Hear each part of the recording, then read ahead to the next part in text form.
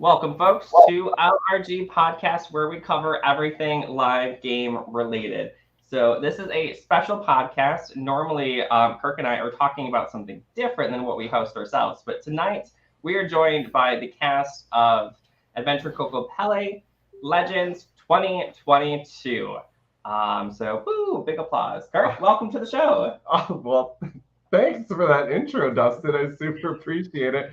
I'm still on a high from the event. It was so much fun to watch these legends and would-be legends because of this game, I think, duke it out and survive in potentially one of the hardest, most extreme environments I have ever seen. I woke up that morning freezing inside, walked outside, could see my breath, and was like, oh no, they're all walking.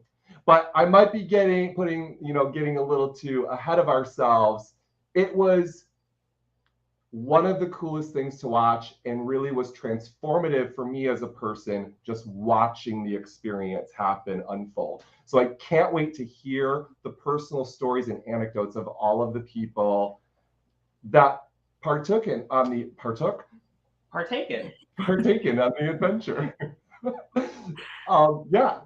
So we are joined here. We'll start with our finalists for the night. Denny, welcome to the show here. How are you tonight? I'm good. How are you guys? Doing very good. Excited to get some information out there, kind of talk about the event and your opinions. Jake is also joining us here tonight. Hello. Yay! And we have some folks still in the background too that we haven't yet invited out in front. So next up, Chelsea, welcome to the show here. Hi, thank you. And then Frank, I guess your next number is up right here. Hi. Howdy. And then Taylor's here as well. Taylor, how are you? Hi, I'm good. Thank you. And then Kayla, I do believe I see you backstage. It looks like you're still connecting. No video, so I'm going to message you privately and go from there. But before we get too started in this, folks, so I appreciate you being here. Audience, if you have any questions, I know we have a fan in the audience here, Amy. Hey, Amy. Taylor, you had some interaction with that one. How do you know Amy here? It's my mother. Aww. And just watching all the viewer comments too at home. It was great for all your loved ones watching as we went live streamed and to catch up on the videos. And just to give them a little sample of what perhaps they missed. I'm going to load this up right here. You got to get it on the right screen though. Yeah. Okay. Ooh. So we're going to show this right here. This will be available for watching on our YouTube channel after we're done. Just a quick little recap of the show. I hope you all enjoy it. All right.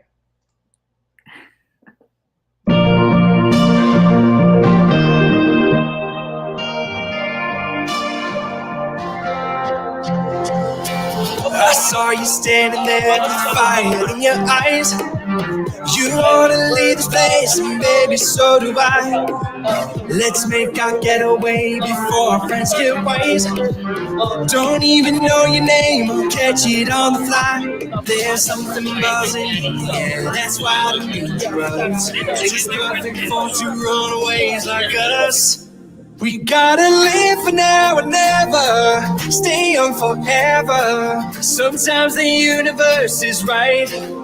With every breath, the chance is wasted if you don't chase it. That's why we're staying up tonight like crazy. I feel the love right now. I feel the love right now. It feels so good to be alive. I feel the love right now. Let's make it last somehow. Don't wanna let this feeling die. Let's find a hideaway where restless rebels go. Kick back under the stars when no one has to know. We'll watch the sun come up and the seagulls cry. Bask in the afterglow and never say goodbye. There's something buzzing in the air that's wild and dangerous. Just perfect for two runaways like us. We gotta live for now and never, stay young forever. Sometimes the universe is right. With every breath, the chance is wasted if you don't chase it. That's why we're staying up tonight like crazy. I feel the love right now. I feel the love right now. It feels so good to be alive. I feel the love right now. Let's make it last somehow. Don't wanna let this feeling die. There's something buzzing in the air that's wild and dangerous, just perfect for two runaways like us. We gotta live for now and never, stay young forever. Sometimes the universe is right. With every breath, the chance is wasted if you don't chase it. That's why we're staying up tonight like crazy. I feel the love right now. I feel the love right now. It feels so good to be alive. I feel the love right now. Let's make it last somehow. Don't wanna let this feeling die. I feel the love right now. We're live. And the winner of Going to the river to pray, 'cause I need something that can wash out the pain. And I know I'm sleeping all these demons away, but your ghost, the ghost of your way, keeps me awake. All right, then it just goes to credits after that, and you can view it after we're done. So a million times. Yes, absolutely. Over and over. Everything, Frank. Like, I just want to say this has been a great experience, and there was so much to put in that video, so many little like instances. So I just thank you all for playing such a hard game, such a fun game, and thank you. My favorite part, Jake, they used the photo of you at the fire pit where you're worried, and I'm just like, not. I got this. We have another guest too. Our first jury member here. We have room on screen. DeLucas, or Michael, previously known as, right? Yeah, artist formerly known as. Mm-hmm. Hello, guys. Good to see you. DeLucas. Oh, hi. It's so good to see you. And it was almost, you were almost going to go by Mike until you actually saw the cast. Correct. Yes, I was a little upset that I was labeled as an LRG icon, and I was like, I want the people who don't know me not to hear the name DeLucas and associate with any comments I may have talked shit about them about. So that was the plan. And then I looked around. I was like, I'm DeLucas. Yeah. Yeah. Well, someone was saying Michael, and I was like, who is Michael? Like, who the fuck are you talking about? It was probably me. I think I was the only person there who didn't know him. Well, Taylor didn't either, and she made that very clear. Oh, okay. I went up to Stacy and I was like, who are they talking about? Who's DeLucas? You were the only one I knew besides Frank. So. Yep. I mean, I knew a lot of them. So yeah, I mean, you are an icon, at least to the two of us in so many ways you are. And like you played a lot of different types of LRGs. How could you like describe this particular LRG in contrast with other experiences you've had? Yeah, I mean, if I'm being honest, two stick out. Like the first one that I did for sure, because I was totally out of my element. And then this one has really resonated with me. I think it was the combination of people. I think it was how well organized it was run. We had interacted briefly, but I was excited to meet both you and Dustin as well. It was top notch, and I still get emotional thinking about these people. So I'm really happy to be here.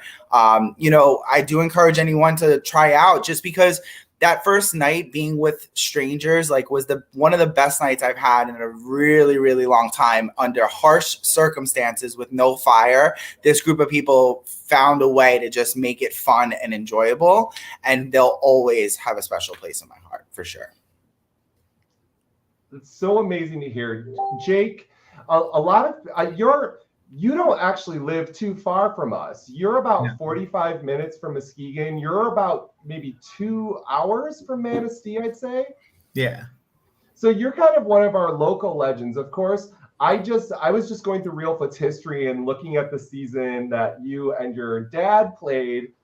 How was it like? What was it like even like coming up with the idea, let's do this again. Let's play Blood versus Water, because Dustin and I have done it now oh my God, we did Survivor 3 times together. We're never doing it again. No, it's been good. But Jake, what was it like, the conversation? Were you guys both like, let's do it? Or was it like some back and forth?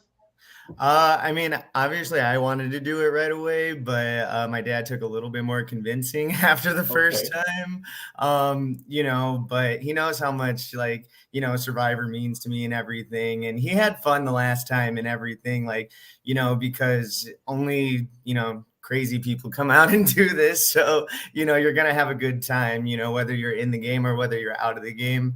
So it's a good experience, but he did say this was his last time. So partner, anybody? We heard a few retirement things in the works from your dad, from Justin, from other folks saying that this is their final game. So it's nice to go off on a great game like this. So we're excited to have him there and everyone else. So I retired like 4 games ago, so I've been there. Yeah, so with us, if you're just joining in, we have the cast of Adventure Kokopelli, and really we have, well, right now we have some people backstage, but right now we have the final. We can spoil, right? We're spoiling everything. We have the final 4 with us. We have juror members with us, and I think I already want to spoil something. Can we talk about this? Absolutely. So, so the way Kokopelli has happened in the past, because we've had small casts, is everybody was a juror. And before this season, we knew it was going to be a large season. We knew it was going to be 18, 20, or 22 for sure the entire time. Like, there was never any doubt. So we were like, oh, man. And we did one season of Kokopelli that was, I think, 19 players. And that final tribal was the longest thing I've ever been through in my life. But we're going to give Denny and Jake their opportunity to actually talk, because there was a lot of circumstances that didn't allow us to have an actual final tribal council that you're used to. Ours was like the speed up. Like, we have to fast forward because we're out of time here, folks. But anyways, we had talked about early on different ways of how the jury was going to vote. And we decided that this twist, there were so many twists this season that we wanted something to be familiar to a cast of legends. So we wanted the pre-jury and jury process, which is very different for Kokopelli, to be very normal for Survivor players. So it wouldn't be disfamiliar to you guys, minus the round where Chelsea was saved by the pre-jury votes, which is another one of the big twisty twists. Yeah. Yeah. Michael, not a fan. Not a fan. I think other people were fans out there in the world, but Michael, not a fan for sure. But anyways, what I'm going to say is we talked about different things. And one of the twists that we had was that the partner that went the furthest was the jury member. Because we assumed most partners would probably vote for their partner to win. Mostly. Like we're not, obviously it's not for sure. But in that case, there would be 10 jurors. There could be a tie in a final 2, and we thought about ways to finagle that. But then we said, let's just go, let's settle it in, let's go regular. But if we went with the Adventure Kokopelli rules, which was everybody votes, I am not shitting you. I have polled the cast. And Jake and Denny, it would have been a 9-9 split tie, and we would have had to go to a tiebreaker challenge, which would have been a hide and seek. Which don't judge it too much, because it's really badass, because the jury are the finders. But it would have been a challenge, and like Jake, hearing that, what do you think? Right? What's going on in your head? I don't know if that makes me feel worse or not. To be quite honest. I just want to see hide and seek happen. I want to. That would be that would be the fun. most fun as a jury member. Oh, that would be fun.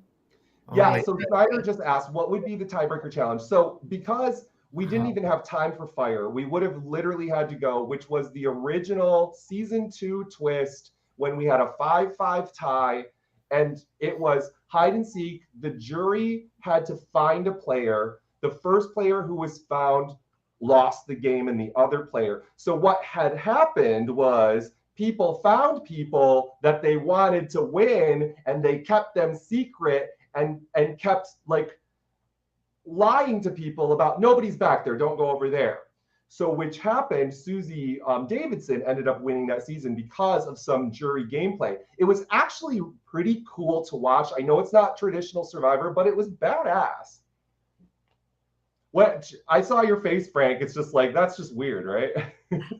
No, that's like, I feel like being vertically challenged my whole life and pretty good at fitting in tight places. That's like a dream scenario for someone like me. I'd be gone. I would bury myself alive.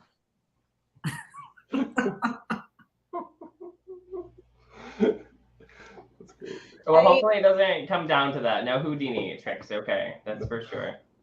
A shout out to some folks watching at home. We do have Kayla here. Kayla sends her regrets to losing Michael in that twist that we talked about briefly. We also have Big Brother Hogwarts, which is opening up applications here pretty soon, folks. Hey, Frank, it was a pretty good game, right? I mean, there were some tough moments in the game where I had to let go of some fantastic people, but overall, magical experience. Magical, exactly. And then Justin also here watching from home. And then Survivor Angelica, a new, not a new show, but they've been running for a while. Wait, but bring the reins back. The oldest LRG ever is Survivor Angelica, to my knowledge, as one of the resident historians. I think it's one of the oldest, for sure. Chelsea, you're nodding your head. Are you pretty familiar with Angelica and how that's ran? Well, as a recent addition to the production team of Survivor Angelica, I can say I know they've been active for at least 20 years. It says 20, like 2002. Exactly. Okay. Yeah, quite some time then. Shout out to Angelica.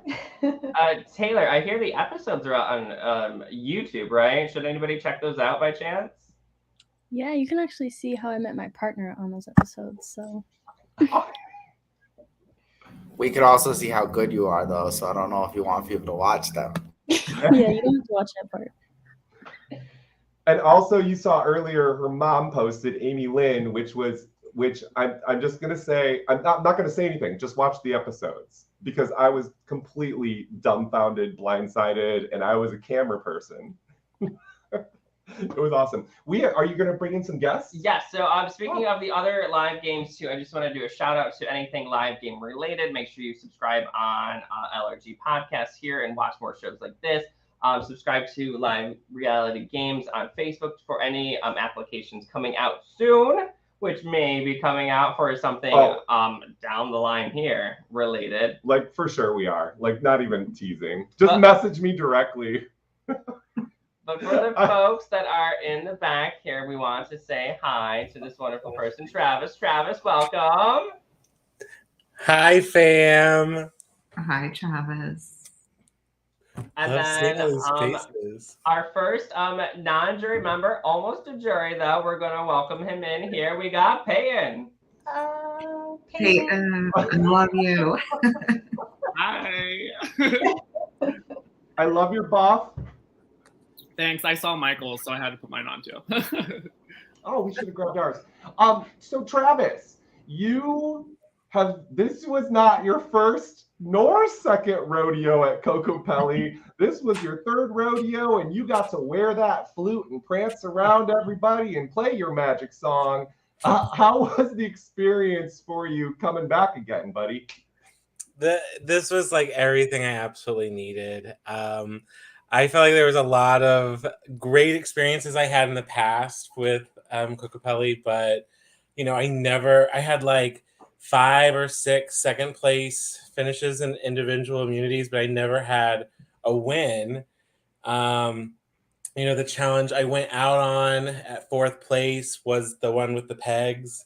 And so I was just like, oh my God, if I don't win it this season, I'm going to go out on the same challenge. So, I think there was just a lot of moments where I was like, I should be screwed.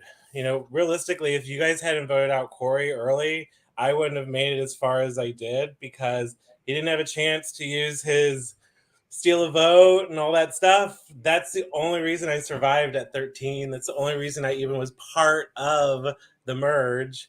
So there's just so many like steps along the way. We won the very first challenge right off the bat, like stacking the coins. Like we're like, oh my God, we're like coming in like out of the house with everyone staring at us, and then we're like, boom, right away, win. So there's just a lot of reframing things constantly in the game. The weather, I've never experienced anything like that in any of the games I've played, and that was like the hardest thing, but also the most like, this is Survivor. This literally feels like if you can't do this, then you can't do this, Well, You can't speaking of weather, like the majority of you folks endured that, but Michael, DeLucas, and Peyton, are you at all jealous that you didn't get to survive the night out in that torrential downpour at all? Nope, good. You guys can have it. I'm good with that. I was gonna fight it. That's all I needed.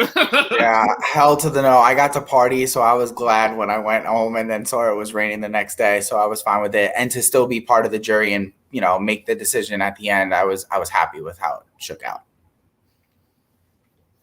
So I also wanted to point out one of the things. Travis had the first time you played, I don't remember your exact placing, but you got 4th the second time, and now with a placement of, what is it, 6? Was it 6 this season?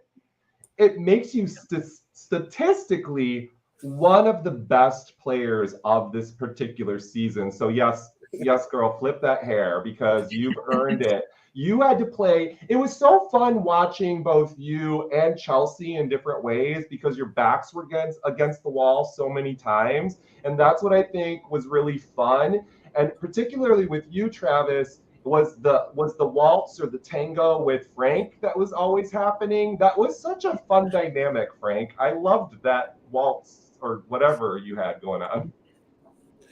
Yeah, that was one of the most like enjoyable parts. Like you don't have TV, you don't have games, you don't have anything.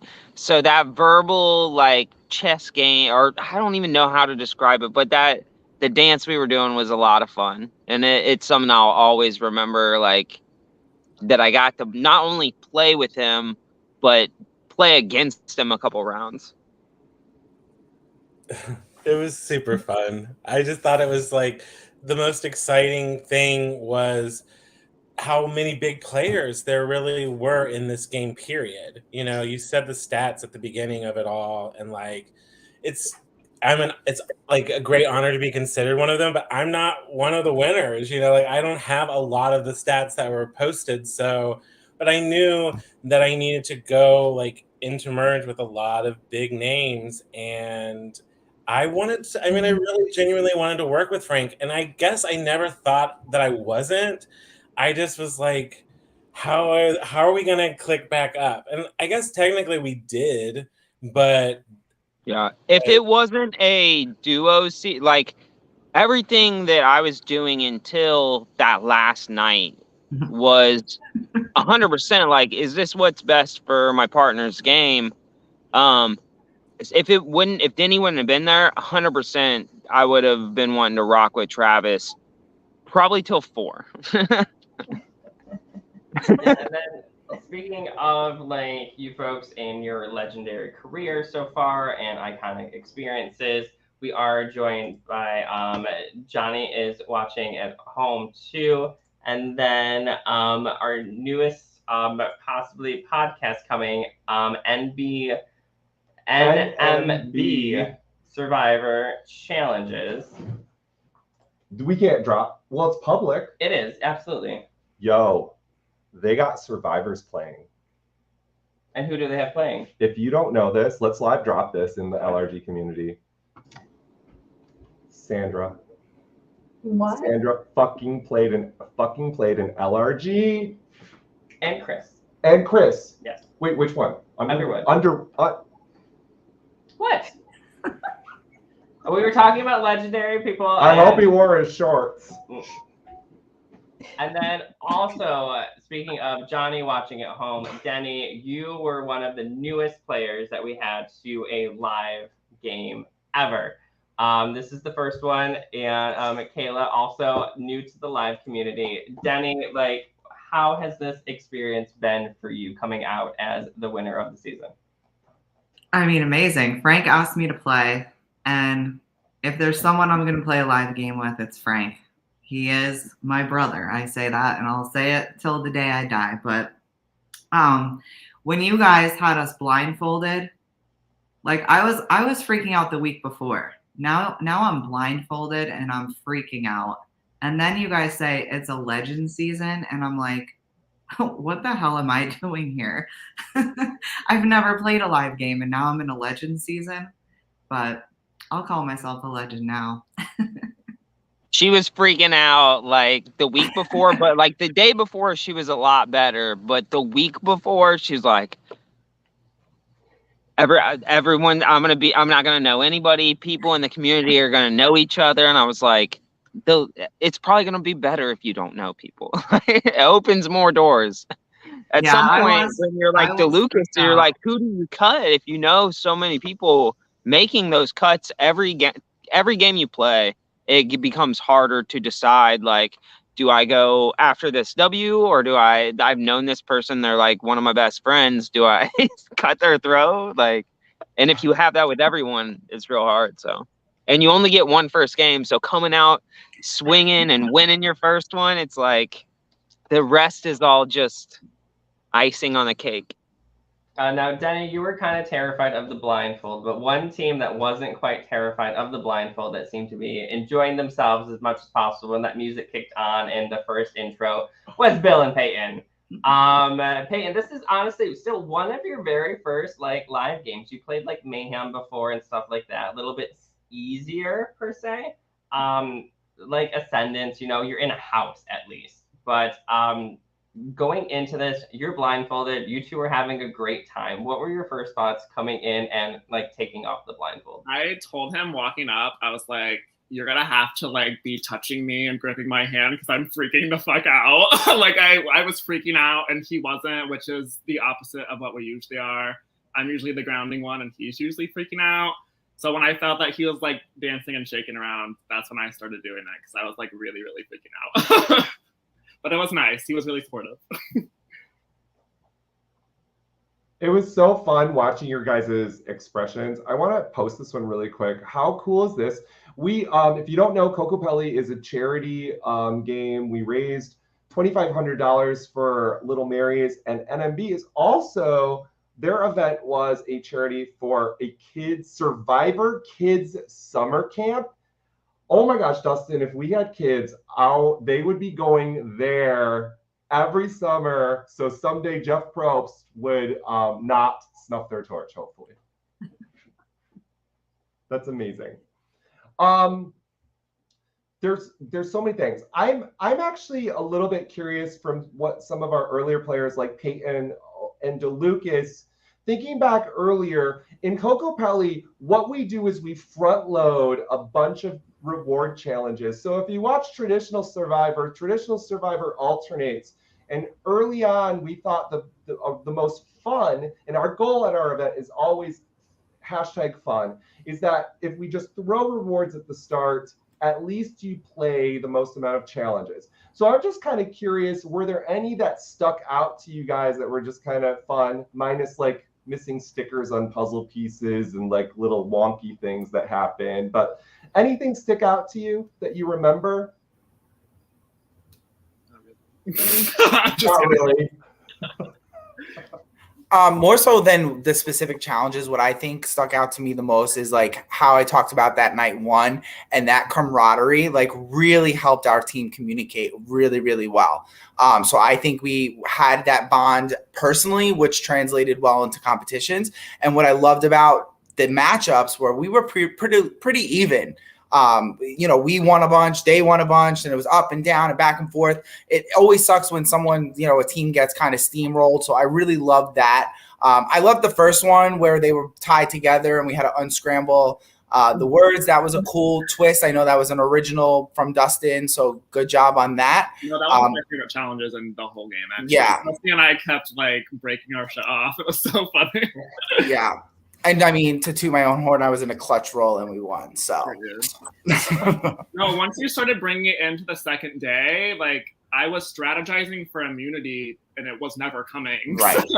And it just like kept not coming. And then finally immunity happened. So yeah. And if I had to pick a challenge that was my favorite, it would be that first immunity, just of the like nail biting finish to it and how close and back and forth and they were winning and we were winning. And then it was just, it gave me, for all of my LRG career, that was the moment that I felt like I was on Survivor, like that win that we came from behind and won. So I'll never forget how that felt. We knew we were crushing it when we got to the puzzle. Like we knew once we got to the puzzle was over, and we did. So hey. Well, speaking of puzzles, Peyton, like you mastered pretty much all of our puzzles, like back to back to back. Yeah. You got tied up on that word with the pictures and everything. I think Chelsea was with you in that one, trying to like solve the ropes. But everything, like Peyton, you schooled pretty much. I don't understand it. Coming in, I was not going to be the puzzle person. I said it together like the first night when all our tribe was together. I was like, I don't do puzzles. I hate them. And somehow I got thrown into the very first one, and then I just kept doing it. I don't know. I found a new strength. Yeah, well, the slide puzzle, you did that whole thing pretty much on your own. It was crazy. That was impressive. And you were like, this is easy. I can do things. That was a liberating moment. Back off. Watching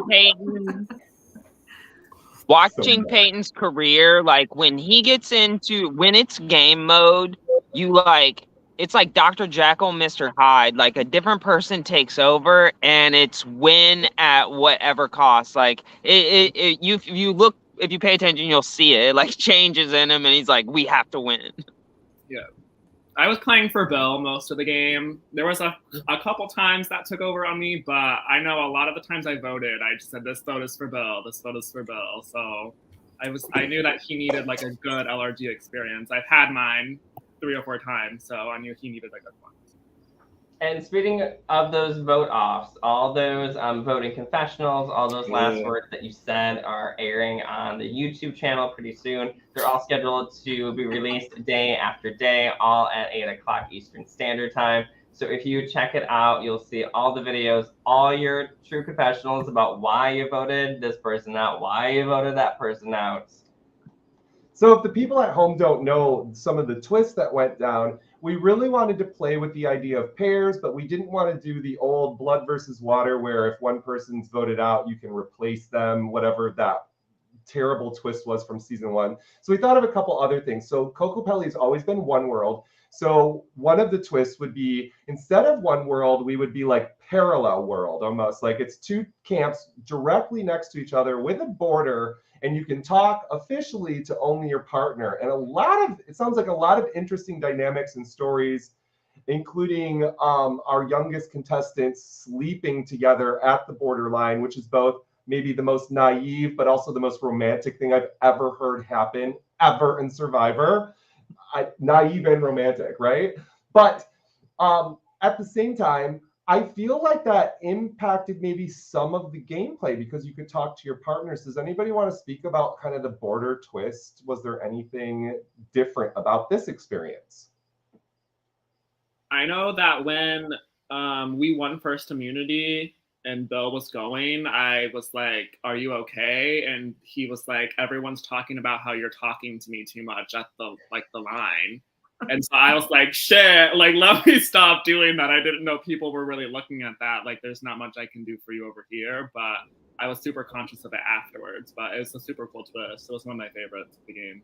Yeah. Was it pretty much dangerous then? Oh, sorry, Chelsea. It was dangerous. Well, that's what I was just gonna say. Is I feel like it did more harm than good for you, or had the potential to. You really had to be careful of how often you went up there.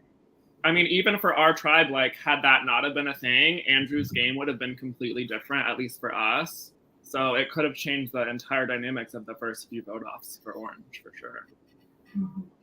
That's really fun to hear because temptations have always been a part of Kokopelli in different ways. And I think this is a temptation, but it's not labeled as such. And I don't even think we kind of foresaw that in the creation of the twist. It's interesting. So feel free to steal it, other LRG hosts. It'd be fun to watch.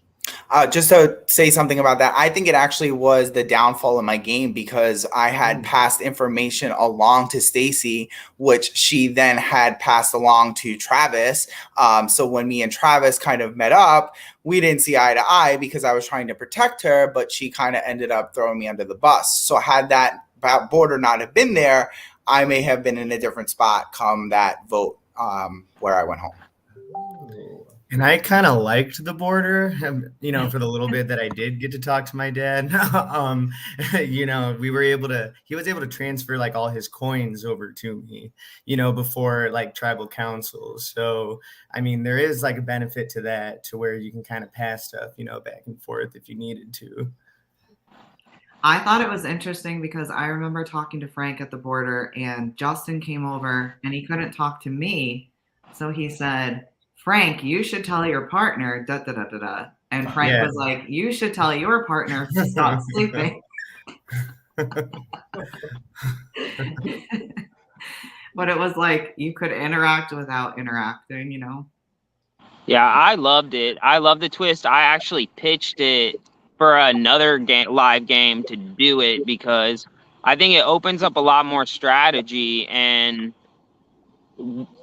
with a duo season, like what I liked about my tribe going to tribal first was if we could talk the other pairs from the other tribe into keeping it group strong, then our blue tribe could really pick the narrative of who goes out on the other side. And you could kind of sure things up with having that line there. And that's exactly why you stayed when Nick went home, was because Bill was telling me everything about the inner workings of all the alliances over there. And that's the only reason I flipped and saved you. So it really did shake the game up a lot. Yeah, yeah. Sorry, Jake. Hey, it worked out for you. Don't you? Yeah, I mean, I have my thoughts. When you guys found out about the true double trouble twist, which when we said it, the real twist was both partners. Wait, you didn't do that right. Double trouble. Double trouble. When they do the thing, the twist was if partners are at tribal council at the same time, which right away when certain people got clues, they were like, what does that mean? They were so confused. But it would happen in this season, and if it happened, you would vote at the same time. I'm curious if anybody almost wanted to throw a challenge in order to like maybe be at tribal with your partner so you could talk. Was that ever a strategy or an idea? Question. Open to everybody. I'm always down to throw a challenge if it's for a strategic reason, but I love the twist. I was actually hoping the twist would last throughout the entire game, because there was one point where I was like telling all the girls, like, I won't even look. I'll close my eyes. Denny can hold on to my arm and scribble out whatever name she wants. Like, it's 2 votes. I love that twist. I was hoping to see it go longer in the game. Of course you were. That would have been awesome for your gameplay. That's a good question. I mean, do you think a twist like this should go past merge? I mean, we were worried it might be too OP, and I almost wonder if it would have been this season. But I also wonder if it would have stopped you, Denny, from being able to make a separate choice, because there was a round where you and Frank did not vote together, and I wonder if that would have been problematic for your gameplay. Yeah, I think so because did you see his face after he saw I voted for Taylor? Like he was not happy. So we would have been in that voting booth for a long time. No, really, you could have casted like 2 separate names at the same time. That was fine. You didn't. Yeah, have to, we like, would have still been there right now, though. I would have been like, no, and not Taylor. No, nope. I was like, I would have been like, if you vote Taylor, then I'm voting Jake. Like, let's go. Like, I will vote no. My name out of this. Jake, I told you. We would have had to induce a new rock twist at the voting booth and be like, oh, if you don't write a name down, you too are drawing rocks right now. Now, unfortunately, with the tribal wins that did happen, we didn't see this twist play out as often as possible. Yeah. However, we did see it in one instance, especially when we did that little mix-up of tribes. Peyton, you got to vote with Bill. How was that? And especially with the decisions that you had to make at that time. For the viewers watching at home that haven't followed along with the season, each team was opted the chance to earn an extra vote or 2 based on the donations they received, either by the number of donors or the amount that they raised. And then Peyton, you and Bill raised 2 extra votes. So congrats to that, and congrats to everyone who raised money for this charity. The charity was super supportive. You can talk about Merrily accepting the donations later. That $2,500 goes a ton in that charity. So thank you, and thank you for all the donors out there. So Peyton, you and Bill had a tough decision. You were voting at the same time in the same booth with extra votes in front of you. Yeah, it was wild. We had like a moment right on the top of like the challenge site, right when we lost and we knew we were gonna have to vote together. We had just a brief like heart to heart, we've been best friends for like years moment of like, do you think Chelsea's gonna turn on you? And I was like, no, 100% not gonna happen. It has to be Travis or Taylor. It's not gonna happen. Like, and that's it. Chelsea's name was never brought up again. And then we were at the table and I was like playing around with our extra votes, being like, as long as Chelsea votes with us, it'll tie. Like, that's it. It doesn't matter. Like, we'll be fine. And he even was convinced as well. But it took all the extra votes to get me out. So, I mean, iconic way to go out, in my opinion. Honestly, Peyton, when I look back at my game, that was probably my biggest mistake, was your vote when I think about it, because that whole time I was trying to play like the most genuine game that I could in a game about manipulation, and your vote was like the one vote that went against that. And it killed me inside. It was I'm proud of you, honestly, in a sense. Like, had I been playing normally, I was like, for some reason, in such like a loving mindset, I would have done the same thing. So I was proud of you. That's why I gave you my safety vote when you were in trouble. So I hold 0 grudges. That surprised me. I didn't know what to expect. I thought that the jury would be really upset at that vote, and your vote out was like my downfall. I think that's what put me on the bottom after that. And so I didn't know that I would be saved that one pre-jury. I think really, if anyone would have stood up and voiced their opinion that strongly, we probably would have voted for them. But like, we just wanted to see something crazy happen, to be honest with you. Yeah, that makes sense. And speaking of someone that also was on the pre-jury and everything, and that voted with their partner at the same time, we welcome to the stage Johnny. My husband. Hello. It's good to see you. Briefly, how are you doing tonight, and how was it voting with Emily, like Paddock? Like, I'm doing well. Playing with Emily was definitely something. I really did go into that whole thing. This is like Emily's world. I started playing these games because Emily like really encouraged me to do it, and then she invited me to play this one, and I was like, I am not going to be cut out for this, and she was like, no, you got it, and I was like, okay, fair. And I think the round that we voted together, we were so confident that I was going home. So there was not even like a fathomable idea in either of our heads that it was going to be her. Nor did we even have the idea that like there were going to be all those extra votes that got played. I do remember, and I'm sure the voting confessional is out there. I asked if we could use the extra vote, and if it would tie, if we would use it, like be able to use the extra vote in the revote. And you guys said sure. And Emily started losing her mind, excited. She was like, "You're gonna be fine. You're gonna be saved." And I was like, "Well, they could play extra votes too." And then you guys did. So it was definitely fun playing with her in all the different ways. I think we had a lot of moments that were so interesting. And that was one of them. But it was Emily. Like, I don't think she got voted out because she tried to save me. I think she got voted out because of dynamics on her starting tribe. But it was crazy because we were so misted. We were so confident that I was going home. Even DeLucas looked at me and he was like, "You're staying." And I walked up to him to thank him. He was like, "Get the fuck away from me." And I was like, okay, I got you. And I walked away. Shannon voted out because Michael and I decided to be chaotic and vote out 2 OG orange people. Yes. Looks like Kayla's taking a little bit of the credit here as well for bluffing. All three of them, plus the others that were there. I even spent some time just talking to people on the other tribe, being like, "I'm gonna get to know you now because I'm not gonna be here much longer." And that was definitely, I was there for a couple hours longer. But it was definitely when we were walking back to camp, Johnny was so shocked. He was I've been playing these games for did that just happen? Are we both still here?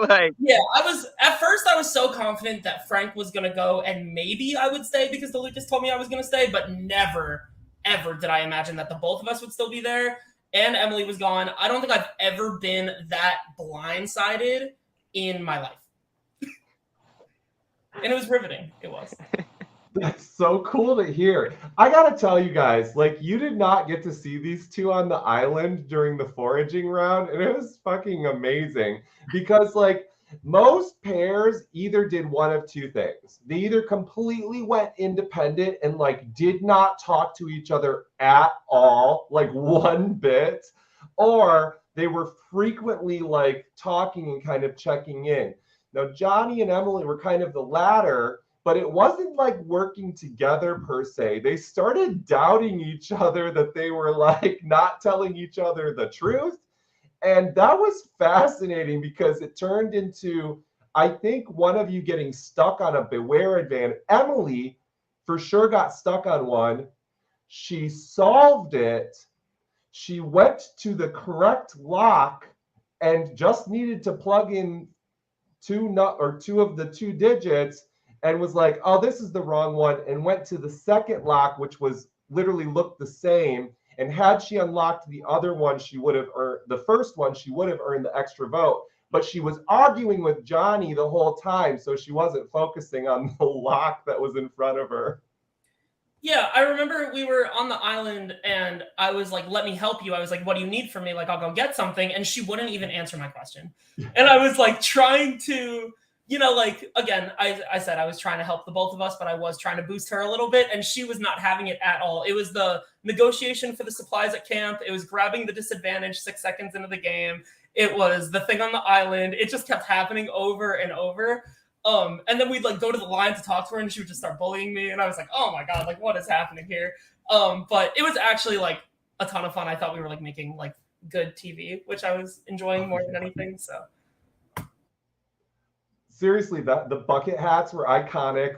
For a duo to come in with that look, that was fantastic for TV. I loved it. I still think Johnny, I think, this is my personal opinion, I think you are cut for the TV show. I think you should audition for it. I think you're mentally, physically what they want on Survivor. If you've wanted to, you should keep auditioning. But also what was interesting is this was the season of councils, where it wasn't tribal council, but 2 people made decisions. This is inspired by the summits that's been happening on Survivor and every LRG that you watch nowadays.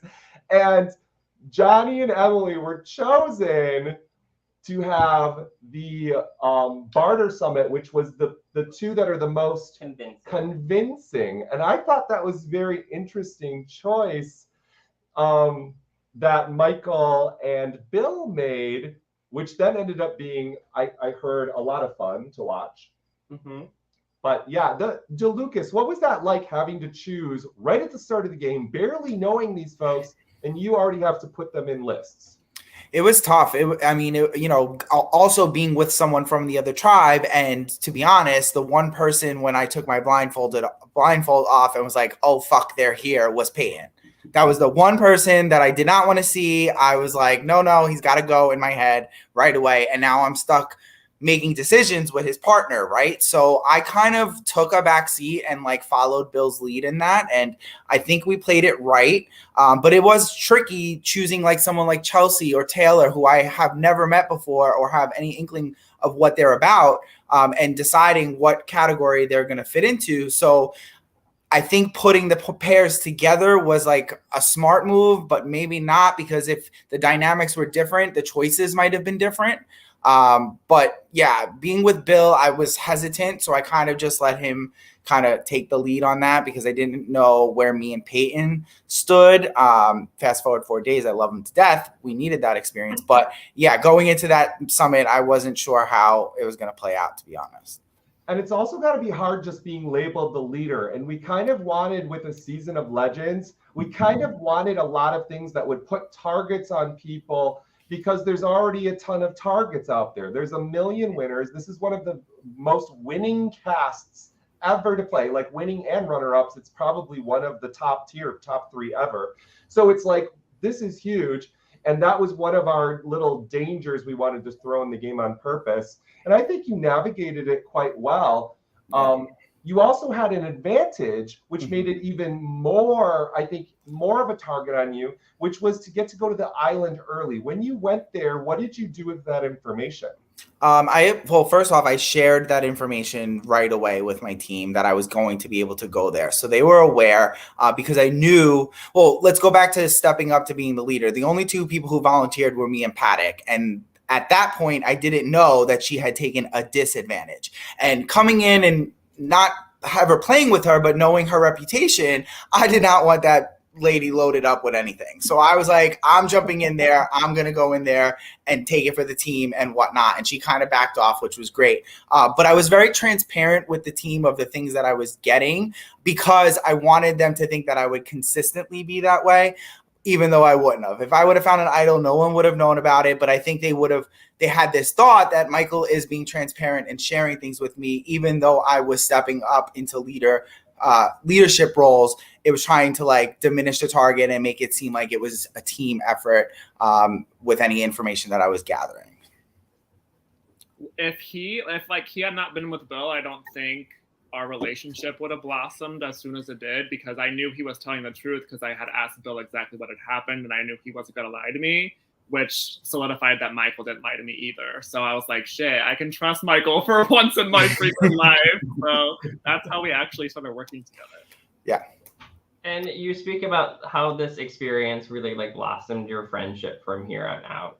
A lot of folks have those experiences or those like revelations in their mind. Can anyone in the panel right here state that, you learn something, you come out of this a stronger person? Anybody want to speak up about that? No.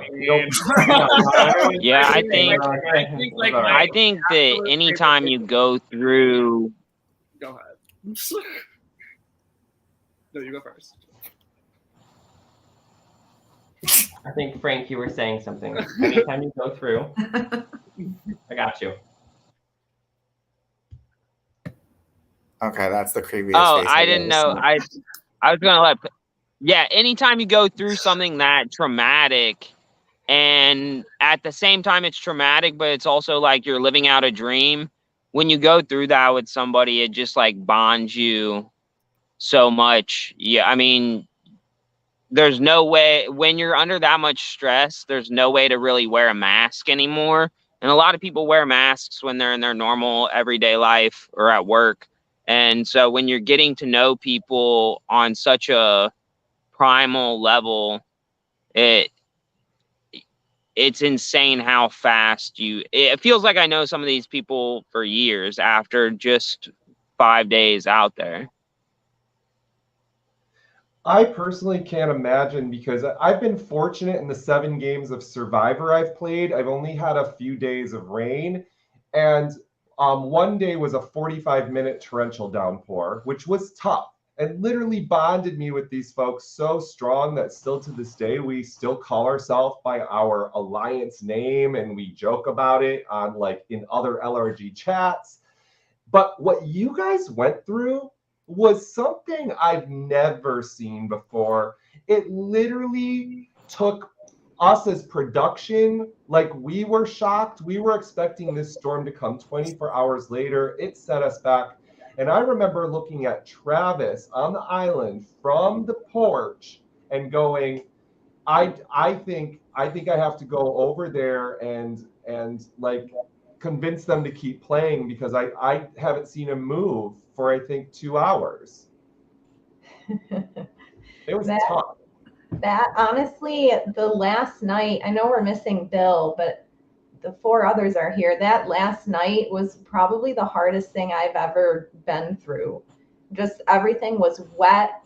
It was so hard to get that fire going. Like I'll never forget the scene of the 5 of us all kneeling around the fire pit, taking turns blowing on embers, just trying to like dry the wet wood with the embers. And like, I don't know, it was so challenging. But then when we woke up the next morning, you felt like really good about yourself. And I don't know, like happy that you went through it almost.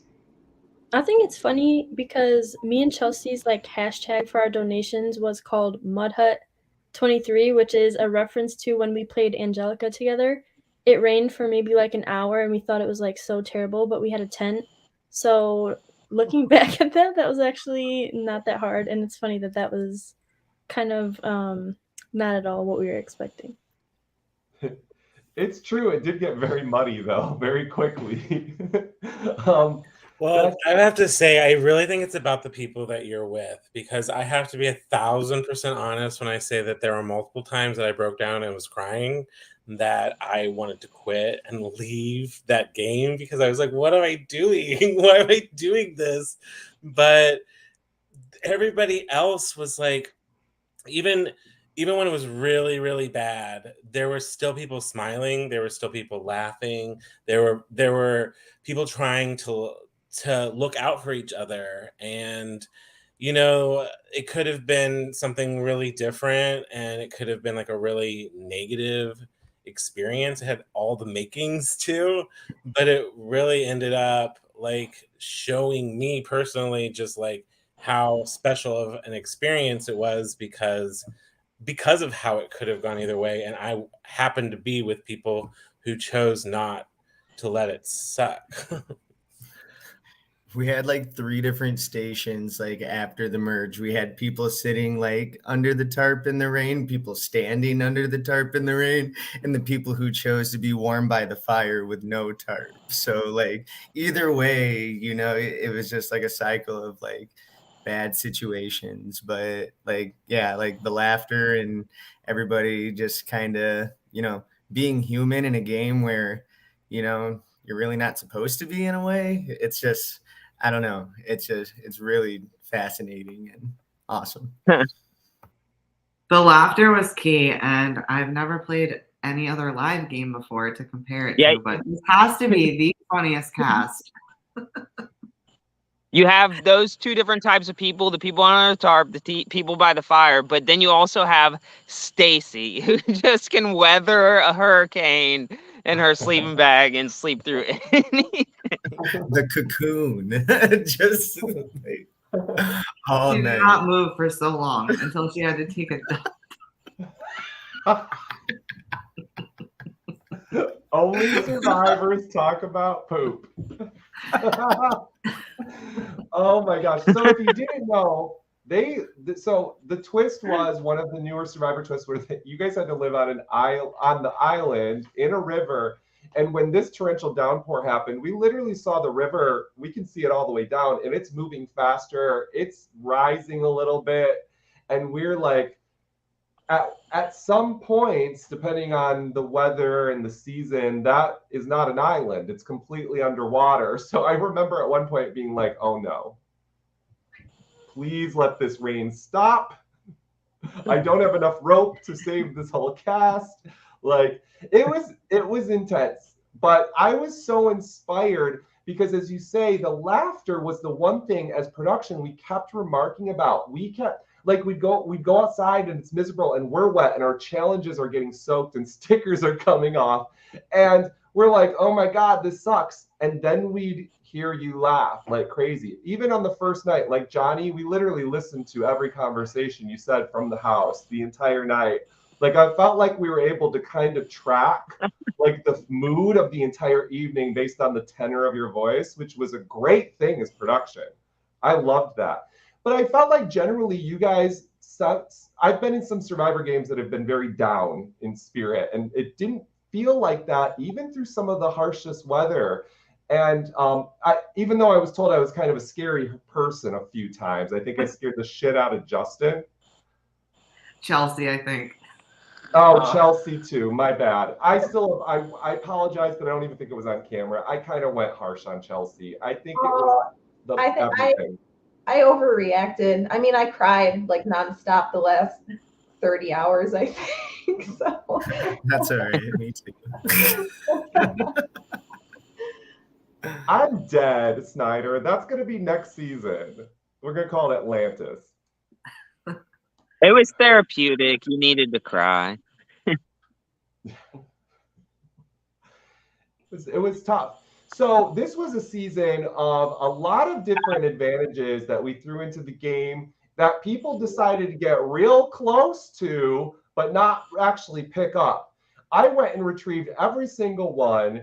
And Travis, for being one of the best placers and placements of the series, you are also one of the worst at finding advantages. This is his second time literally like looking at it. I think the first time you had a general idea, you just didn't know you could only find it at Tribal. But this time it was sitting there. I don't even know if you actually saw it, but there was like multiple opportunities. Kayla could have grabbed the vote block. Bill touched the vote block. Travis was looking at the vote block. And I think at that point, maybe you were just scared to touch things because I yelled at people too much. Honestly, it's so funny because I told Corey like straight up, I'm like, be alert at everything. Like there's going to be clues, there's going to be messages on walls and things under things, and just be alert. And I was so like just fried. My brain at that point, because I went from like literally ready to quit to like I won the memory challenge, which still blows my mind, and then I didn't even like cheer. I didn't really react to it at all. I just kind of like put the necklace on and I sat down, and I didn't move at all during the tribal council. Like that's why there's the hinky vote and all that.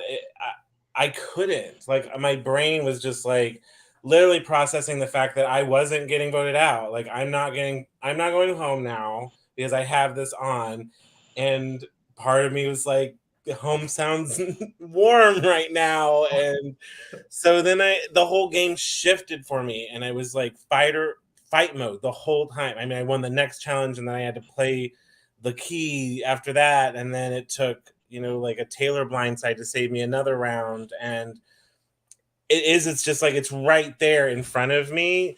But even then I talked about it. I was like, okay, so let's say I had it, and Chelsea played her idol, and then I played my idol, and then she had like another one anyways. So I just don't know how much longer I could have lasted.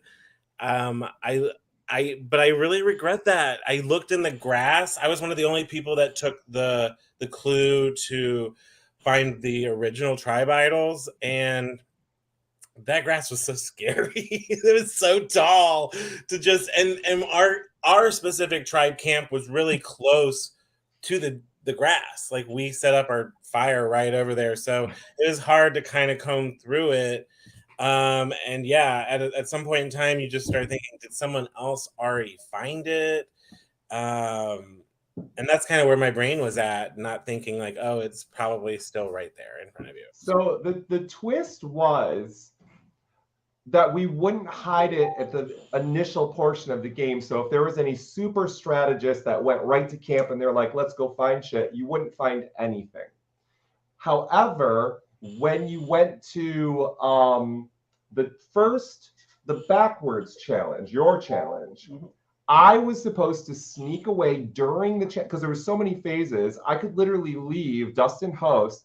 I hide everything during that time, so only one production member knows, so there can't be any leaking about the location of the idols or powers, and then come back while the challenge is still going on, and hopefully none of the players notice I even left. I don't know if we pulled that off, but I remember hiding everything, and I will attest to what Travis said. When I went back to look for the two idols that were in the grass, it was tall, and I was grabbing a stick because I didn't want to run into a snake or it was a little creepy. But I will also tell you this: there were marks of grass, almost like crop circles, where you like brushed. And for both tribe camps, you built your fires as close to the idol as you possibly freaking could have. And I thought you wouldn't have. I thought it would have been closer to the border is what I was anticipating. I even thought at one point, will they share a fire? Will they figure out a way to powwow as one? But no, you built your fires very close to the grass, the tall grass. And you were literally like, there was a crop circle and then one more little hand swipe and the idol was right there for both tribes.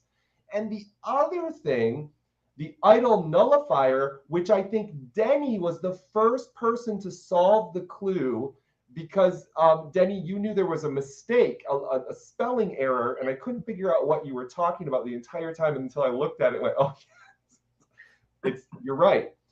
Somebody had drawn a line in the sand under the borderline.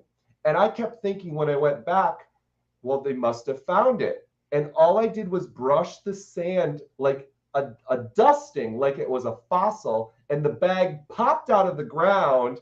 And I was like, well, this season was plagued with the spirit of Jake Valentine messing with us the entire time. So I think we have to just have a lot of idols sitting in our garage. I don't know. We'll have to do something with them someday.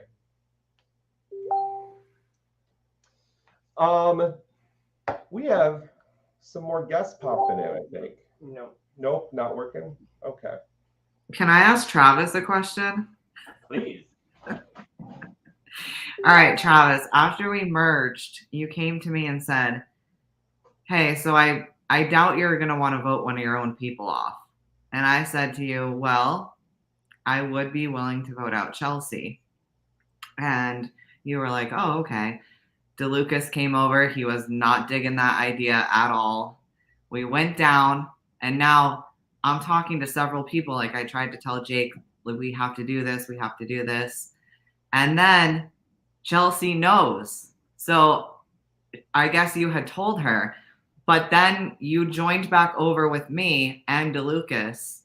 And you said that DeLucas was the one who threw Chelsea's name out. So I wondered if that was just a goof on your part or if you were trying to work with me in a way and just threw him under the bus. It was just mansplaining. I forgot you were even there. No, I really think like you were both having that conversation. If I remember correctly, DeLucas had said Taylor was who he wanted to really go after, but Taylor almost like immediately won the immunity. Like yeah, she won, so that's why I'm like, it's got to be Chelsea. Because I had approached saying that Kayla was, I thought, the smarter option being tied to Justin, and I kept Justin close, but he super intimidating, and he was someone that I wanted to try to weaken. And so, yeah, I guess that was probably just a biff on my part. To my defense, Chelsea, did I verbally say to you that DeLucas was the person? Or did you infer from me? Oh, yeah. I said, if I guess correctly, will you tell me who it is? And I started guessing people. And when I got to him, you made a face. And then later on, I was doing scrambling then, running around making mistakes, and came back to you at some point, and you said, Michael's the one who threw your name out. Was it you? somebody at one point directly said, Michael's the one who threw your name out. And that's why I voted for Mike. I think Taylor is the one who probably told you that. Really, Never, not true. No, She I was wouldn't say scrambling to Travis. keep me. Travis said vote Michael, and I was like, okay, I really don't care who's going home. It's not going to be Chelsea. So Travis told me to vote for Michael, and that's the last name I heard. So also that's probably what I told Chelsea, because I did go right from talking to Denny and Kayla, and they were like, oh yeah, we're voting for Chelsea, and I was like, why would they just say that to me? And then so I went, yeah, I was like, okay. And Chelsea was gonna go if that twist hadn't happened. Like, as much as I had told you, Taylor, and Chelsea that I was gonna vote for DeLucas, I had kind of was like, I gotta squash this, and this girl gotta go. So I was planning on voting Chelsea, but then the tribal, the way it played out, I didn't say a thing. I didn't want anyone thinking my name, so I stayed really quiet. And Chelsea's like literally giving the sob story of the season. And all those people over there, I'm just like counting the numbers. I'm like, holy crap. Like, I have to vote for Lucas because I knew that I probably was going to get some votes that round. And then it was a miracle that, like, you know, like Maddie and Andrew, once again, they're the ones that like saved me. My own partner didn't give me a vote there. They gave it to you, Chelsea. Congratulations. So it was just chaotic, but I really think like it wasn't supposed to be. I had this weird relationship with Chelsea. I wanted to work with her almost the whole game. We went to the island together. We were on good terms. I was like basically besties with Taylor all game long. And so in my mind's eye, we were working together. But what I always kept in the back of my mind was that like I put Chelsea in that situation with Peyton, like that whole choosing a tribe was literally the worst job I could have ever done, ever done. And surviving that was great, but then just knowing the ramifications of like this girl is not gonna trust me moving forward. She's already put her neck on the line for me when she really didn't. She did it for Taylor. You know what I mean? She did it for her. So and for me, I guess, but like I tried to make things work more with Chelsea than she did at a certain point. And then it got to a point where I was like, we both were basically like kind of targets in our own way. And it was like, we can try to work together, but I think we just both wanted each other out. Yeah, I think at that point in the game, I had pretty much decided that my shot to the end was to stay as truthful to Jake and Denny as I possibly could. And so I wasn't gonna flip at that point. Like I had made the decision that nope, this is how I want to play. It's how I'm going to finish. And I would have loved to work with you though, you know, earlier in the game, but just the timing. Chelsea, it blows my mind though, because me too. I'm the one who tried to get you out, and like a few times. So, and you still stuck by me. You still were wanting to keep Frank safe. Like it was so crazy to me. I got asked that question at Final Tribal Council. I think DeLucas asked it. Why Chelsea stuck with me? I don't know. So maybe you can answer.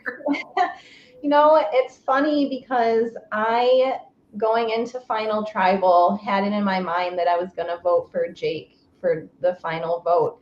And it is that exact question that made me change my vote to you, because I had not, up until that question was asked, I had not even realized that happened. Like I had not even sat there and thought to myself, why am I trusting Denny? She's voted for me twice, or I don't know how many exactly, but I never had that thought. And I think it was just because you seemed so genuine when you came up to me the next morning, and I felt like this is a connection that I want to maintain throughout the rest of the game. Like I don't know how you did it. And so kudos. Thanks. Yeah. I think Chelsea, some of the most fun gameplay is clear, like we've been talking about, is clearly your 2 idol plays right at the end of the game, 2 in a row. You know, your back's against the wall, and it looks like you were able to keep it secret from everybody, putting yourself in a really advantageous role.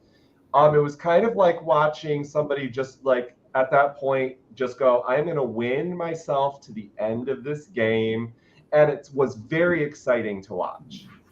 It was an exciting game to play. That's been on my Survivor bucket list, is to play an idol correctly, because I found one at the last game I played, but I left with it in my pocket, basically. And so, you know, knowing when to play it, that meant a lot to me. And Jake was my tell. I think it was because of my relationship with Jake that I knew when to play the idol.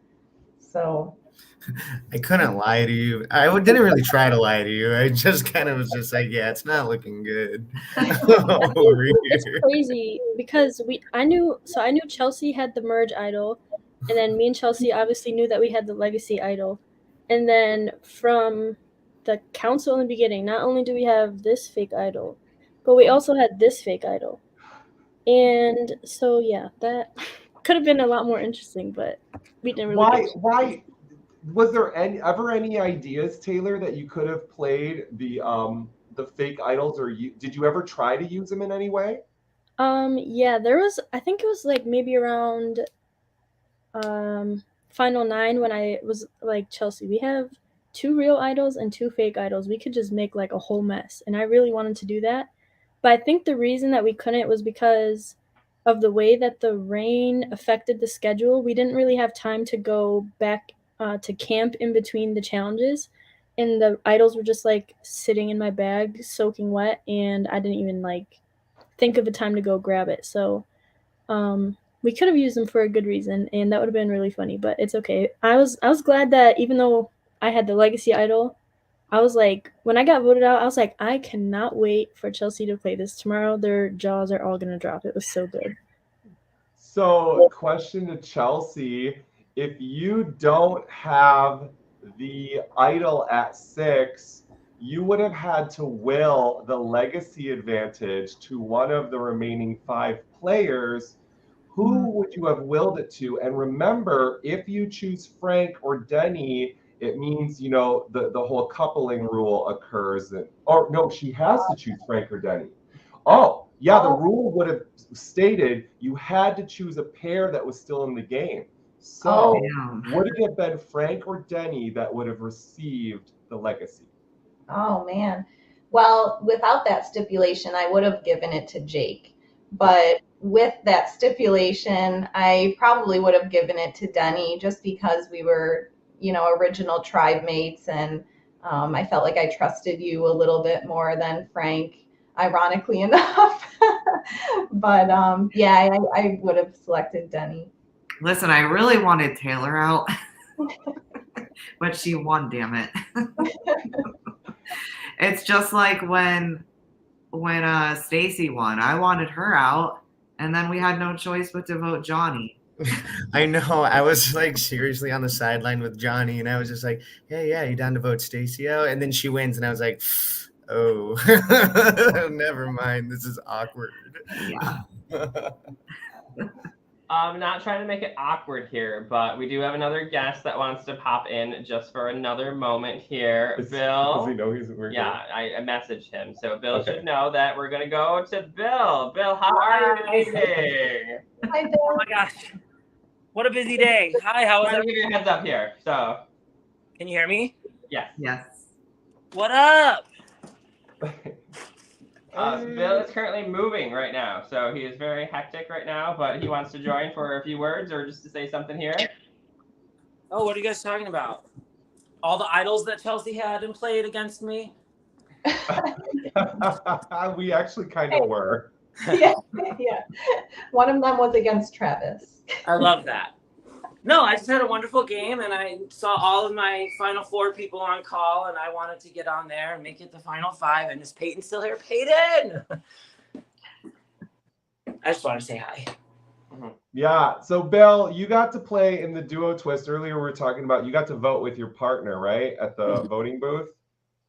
I got to vote the way that my partner dictated I had to vote. Is more or less the statement here. There was no telling Peyton any other way. No, goodbye. No, that was awesome. I mean, like, it was cool. Like, Survivor's been such a huge bucket list for me. And then, like, being able to play all of those well, not the reward challenges, but, like, at the start when we got to collect all those coins, I really feel like that eased a lot of the tension. A lot of people were really nervous. And then I kind of saw everybody really get their heads in the game. And I think, like, being able to play with their partner helped. And then, like, being able to talk on the borderline was really cool. But going in and voting with Peyton was awesome. I mean, like, it sucked the way that it worked out and how Peyton and I were kind of blindsided with that vote. But, like, being able to play Survivor together and, like, sleep, like, meters apart outside without fire, and then, like, playing competitions together, doing well in competitions together, and then being able to vote together. I mean, that was really cool. And I loved, even though it was a crazy round and all of the double idol or votes and everything got used, like, being able to walk into that little shack and vote with Peyton, the person that asked me to play the game, was just so cool. It was a wonderful moment. And then everything came crashing down right after. That's so sad. We need to hang out. We haven't seen each other since we got home. We haven't. We have not, no. Well, I'll be in Chicago this weekend, so Yay! it's an excuse to come see me. I don't know what to do there still, so I'll be in the I'll take you around. Okay. But yeah, it was riveting to watch as a host and a player. I loved watching it. I think Real Survivor could definitely steal this idea and make it just like great television and think of it in a totally new way that would just blow our minds. But I'd love an LRG to kind of redo this. Like, I'd like to see it in a different, like, twisted up way. It was dynamic to see two people. We wanted partners and pairs to constantly be making decisions all season, whether it was at a council, whether the council was fire council or tribal council, or you were foraging for coins. We wanted there to be the potential for relationships, but also the potential for problems. Like, beware, this person might not be working with you. You might tell them too much information. And I think for the most part, it kind of played out to the way we wanted, but you guys also kind of remade the twists in your own way and owned the game and shifted it up. It was super fun to watch. I'm like, is there anything there's so much we haven't talked about, Denny. We haven't even given you an opportunity yet to just like kind of like deep dive how you felt about your game, and you too, Jake. Does anybody else want to talk about anything you want to get off your chest? Which, by the way, I did the vote block, Travis. The only reason we hit it that last round at the chest was because you guys brought it up, that I kept saying it, and I was like, oh, there's nothing at the chest. But now let's put something at the chest now, since they've blown their own cover. So should we give some time maybe to do a little deep dive, you think? Yeah, if you want to. But first, I want to do a deep dive. Will you stand up for a moment? So I just want to thank our sponsors here on the back of these wonderful T-shirts here. Sharon and Sports Inc. Thank you so much. You're too tall. You have to like bend down. Yep. Okay, there we go. All of our sponsors. So thank you to all of our lodging considerations. There's a nice video on YouTube that everyone's sharing. They're saying, yeah, it's perfect. Thank you. You're all good. So that hurt. Thank you to it was like a little immunity like endurance challenge. That's what it was. So appreciate that. So Super Sparrow, like Port City Organics, like all that fantastic stuff. So yeah, I want to talk about a little thing. Dustin put so much work into sponsorships for this, and it's something that I think I've been to a lot of LRGs. I've had to sleep on an air mattress with two other people after spending $400 and felt like I'd rather be on the ground playing Survivor right now, depending on the situation. Super Sparrow got us these awesome water bottles. There were every team that wanted a free room got a free room. I mean, it was various locales of different kind and different levels of motelness. And T-shirts, you got, I think overall, when we put the pricing together, you guys received more than what you paid in. including the hotel rooms if there was a cost. Those were completely donated for free. So, Michael, what was that like playing a game like that where that was our goal? Is we wanted you guys here so bad, and we wanted you guys to have fun. We wanted you to be comfortable because we knew it was going to be tough. Yeah, it was a treat. Honestly, we felt spoiled, Stacy and I, because we've been, like you said, in games where you have to just like lay out on the woods the night before and go into the game kind of already, you know, in that feeling of tiredness. So it was nice to have that retreat. We Stacy brought a box of puzzles, so we practiced puzzles all night. We talked about a lot of strategy of what we were going to do. We fucking, excuse my language, we stalked other rooms because we saw Ohio license plates and we're like, oh, that's got to be somebody staying with us. And we were like scavenging around. It was great. I loved it. And I'm very thankful that you guys did that for us. It's not common in the community to do that. And it just set us up for going in fully energized and ready to take on the game. The two closest people that had no idea that I don't think any of you were playing, Denny and Frank, and Nick and Julie, you were literally across the street from each other. That's crazy because I went to the store for Frank and I, and as I'm driving by the place, I'm looking. And I literally said to Frank, didn't I tell you I thought I saw someone? I think it was Stacy. I remember saying that I thought I saw Stacy. It's a small town of Wellston and Irons and Manistee, so you probably passed somebody eventually. But Nick and Julie were literally across the street from you. So, I mean, that was always a concern of ours, but at the same time, we didn't care, to be honest. We were like, if it randomly happens, it just happens. There's nothing we can do about it. And the game is already on. We considered Night Zero part of the game. And I wish the production team, we wanted to go to each of your houses and motels so bad because we knew that's where the actual vibe was. Like, it was going to be where the adrenaline was, the anticipation, the fun, the like, let's get drunk before we do this thing. We were so stoked for all of those experiences that you guys would get to share with each other because we knew you only had like 24 hours as a pair, and then we were going to split you apart for 4 days, essentially. I thought the lady that was checking us in at the motel was like trying to give us a hint to something because I don't even know what she was talking about, but I was like trying to listen so hard, and it seemed like she was giving us a hint, so I really thought the game was starting. Much love to the Mushroom Cat Motel. Taylor messaged me afterwards.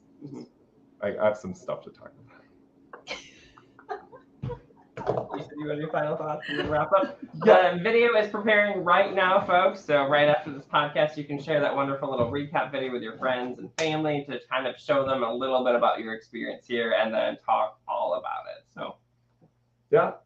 So we're going to give some opportunity for our winner to talk and our runner-up. So, okay, we're going to thank you guys so much for joining us. I hope that you got to say anything that was on your chest that you wanted to get off your chest.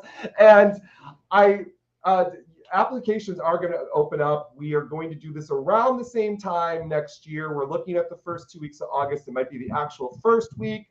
We're going to be looking for a team of people to help put it on. We're going to provide you food and lodging and a lot of fun. And we're also looking for 20 competitors. You don't need to be in pairs. In fact, we don't want you to be in pairs this time. So just there's going to be official application up, but I always say just message the host. It's usually the easiest way to go about it anyways. So just send a message, and remember, keep it secret if you're going to do it, because we are going to put some requirements on next season because we've already gotten a lot of potential early bird applications, and we are going to put a limit on how many LRGs you can play during that year as a player. That's just going to be for our series. So you can look at future ones, or if that bothers you, there'll be others. But next season, we're thinking about that because we have some twists in store and some special guests that might be joining us, and we want to make it a very special experience for whoever ends up joining us. So thanks for coming, everybody. And we're going to take a moment with Jake to talk a little bit. Denny, if you can stick around backstage for a little bit, we'd like to have a moment with you. But we're going to take a moment with Jake to kind of talk about your journey as you got to Final Tribal Council. Yeah. You got to be a finalist again. You made it all the way to the end of another intense game. Congratulations, Jake. Good job. Thank you. It was, like once I saw everybody, I was just like, oh my God. I was worried about myself, but I was also worried about my dad because I knew that, this was only like his second game ever. So, and he didn't get like a whole like big experience the first time either. So yeah, I was a little worried at first, but we made it. You made it. Your dad didn't. No. And it reminded me you were very open with your emotions in the game and with the whole experience. And for me, it reminded me, like I said earlier, I've played with Dustin now 3 times. And the second and third time when he was voted out, I had the same physical and like emotional reaction that you had, in the sense where you said, I just wanted him to do better. And when you made that statement, I understand. And I think Frank was talking about this earlier. It's the sense of like, when does the drive kick in that you actually want to win the game? Because I wonder if Jake didn't care about winning the game until that moment. And then it was like, I'm going to get to the end of this game at all, whatever it takes. Yeah, I consider myself, super like competitive and everything, but like this experience, I did kind of want it to be like for both of us. I had a pretty long experience, a pretty good experience with Reelfoot. He didn't really get that opportunity, so I was kind of more pushing for that. But then, yeah, like you're right. Once he got voted out, then I kind of like remind myself of like Uma Thurman from like Kill Bill, like I just had a mission and, I wasn't going to let anything stop me. Yeah, totally. It was like you were just knocking at that coffin and you're ready to dig through the earth and just like, take no prisoners at that point. Yeah. And it was so fun to watch you because you really did, like that word I keep using, or I've been using in my life since the show, is transform. I saw you transform in the game there. And it was like, you took off. I remember, I can't wait till the voting confessional's out because I can't wait. I think it's final 8 or 7 where you are just like, you might think I'm playing one game, but this is the game I'm playing right now. And I think it's going to be very telling when people see that moment and are like, oh, you're putting on a facade at tribal council sometimes, and the players aren't aware of it. Yeah,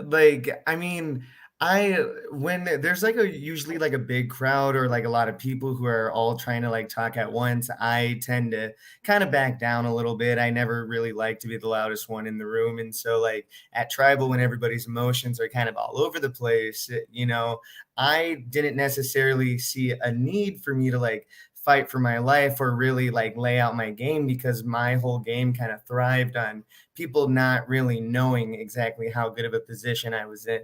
So if I talked too much at tribal, I was going to like slip up or say something that was going to kind of reveal, something I didn't want to reveal. So, better to stay quiet and still make the moves happen. But I also think that kind of hurt me kind of later down the road as well. Absolutely. I think one of the interesting things, or one of the takeaways from this experience, is this is, for me, I felt like we were casting the best, and we were casting the best with their partners too, to see, what type of person they would want to play with. And with you, you're a notable winner. You, I think, got 4th place in Survivor, right? Okay. Yep. So 4th place, hello. That's pretty much the last episode of every season. Right. So it's a really good gameplay. And I think this goes to show just the caliber of player you are with or without a partner. I mean, it was just really phenomenal gameplay, I felt like, from start to finish. And it was interesting too how you lost a partner, Bill lost a partner, and you guys kind of like coalesced together to create that, to fix that deficit that both of you had. Yeah, and that just happened like so naturally. Like I've known Bill, but I've never really, worked with Bill or really gotten to know Bill like on a deeper connection, And so like us kind of bonding over that because, I was working with Peyton very closely. So like Peyton going hurt me too. So we were able to kind of connect on that level and and we knew our games were aligning at that point. We wanted to work with the same people. So it kind of, played out. And then plus everybody thought I was like super close with Bill and he was like my real like kind of final two, but I was really final twos with Denny the whole time. So sorry. Wow. Did people not know that? That's fascinating because you I think were now we have to still put all this out on the spreadsheet. But in the last round, I think you were the one that was almost the closest to go to the end without having to make fire. And it was, I think you were one question away in the quiz questions. And it was one of the last questions. Like you had it, and then it was the weird thing where you guys tied, and we simply had no time to like do another tiebreaker. We were already behind like schedule, literally. So we just opted to put the extra vote in like a third arrow. But if we do not, and you don't, that's not a situation, and it's only Frank, that it was you and Frank that had that situation, and you don't get the vote, that would have set you to the end, and then the three other players would have had to make fire to get to the end, and that would have just made it a lot longer to get before we get to final tribal. But that, I think, and my prediction is you go to the end in that scenario against Frank. I think Frank wins fire. Yeah, that was kind of my theory too. I was sitting at 4, and so like, okay, my situation at 4, I have like Denny and Chelsea, who I've been working like hand in hand with since like the very beginning. They were the two that I trusted the most, and then Frank was somebody that I kind of grew to trust as the game was going on. And there was a lot of talk of like winners versus non-winners, and I was somebody who really didn't want to put a lot of stock into that. I didn't want to sit next to somebody because they were a winner or vote someone out because they hadn't won a game or anything. I think that's kind of lame in my opinion, but to each their own. But for a minute, like I was thinking, like, is Frank like going to be my best option to sit next to? Because sitting next to Denny and Chelsea, I was like, these are two like strong women who played amazing games and also haven't like won a game before, so sitting next to me, like who's going to pass up on that? But then I was like, would it be different if Frank was sitting next to me? That's kind of like my biggest what ifs is like, how would the votes have fallen if it was me and Frank at the end? I have this same what ifs, and I know Bill mentioned it in the chat, at least in my personal chat, was like, what happens if I go to the end against people? And I said, Bill, well, you're going to have to just ask that question live and raise hands because I don't have time to tabulate that many what ifs. But I mentioned this earlier. I did a poll, and I don't have that piece of paper in front of me, so I'm going to open up my messenger to look at the chats. But I'm wondering if you can guess the 9 players that were the people voting for you. So we already know from the jury you received Stacy and Bill's votes. Right. So this just goes to show your pre-jury game, which Denny won this. Congrats to Denny. You both played amazing games, but I just want to go to show you how good your pregame was, which if this was traditional Kokopelli, that mattered. Like every vote out mattered for the end result. This would have just resulted in a tie. It wouldn't have guaranteed anything, but I think that's really interesting. Who do you think also voted for you to win the game? Hopefully my dad. I'm gonna he's the only person I didn't ask. So if Dave votes for Denny, this all goes to pot. Oh my god. Whatever. Okay. I know he would. Like, I don't want to think about that. Okay. Nick. He was somebody, right? Maybe. Let me double check this because Nick and Julie split their votes. Oh no, then it was probably Julie then. And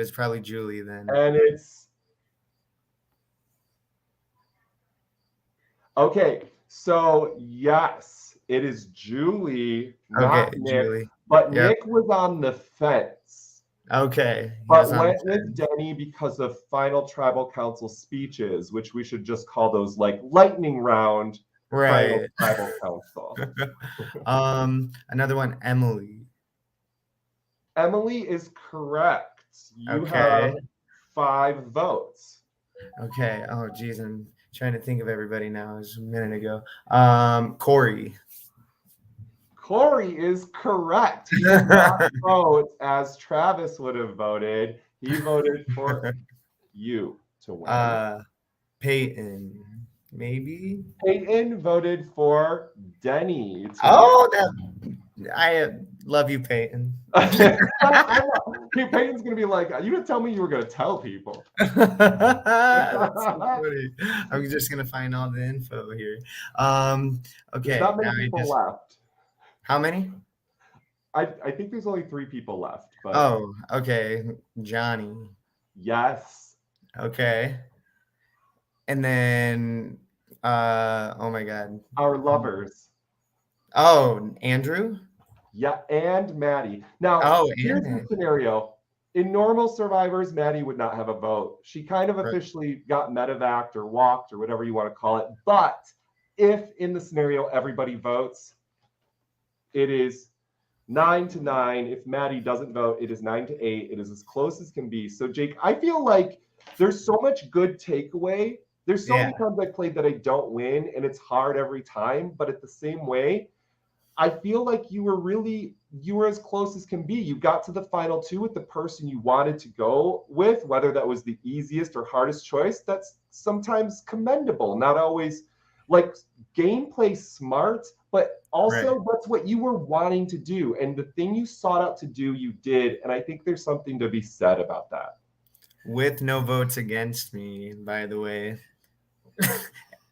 I got no votes until like those arrows at 4. No votes against me the entire time. Oh yeah, hashtag arrows don't count. Yeah, arrows don't count. Arrows don't count because I just blame puzzles and trivia. Yeah. Oh yeah, but you with puzzles, Jake? Awful. Dude, awful. why do you like Survivor?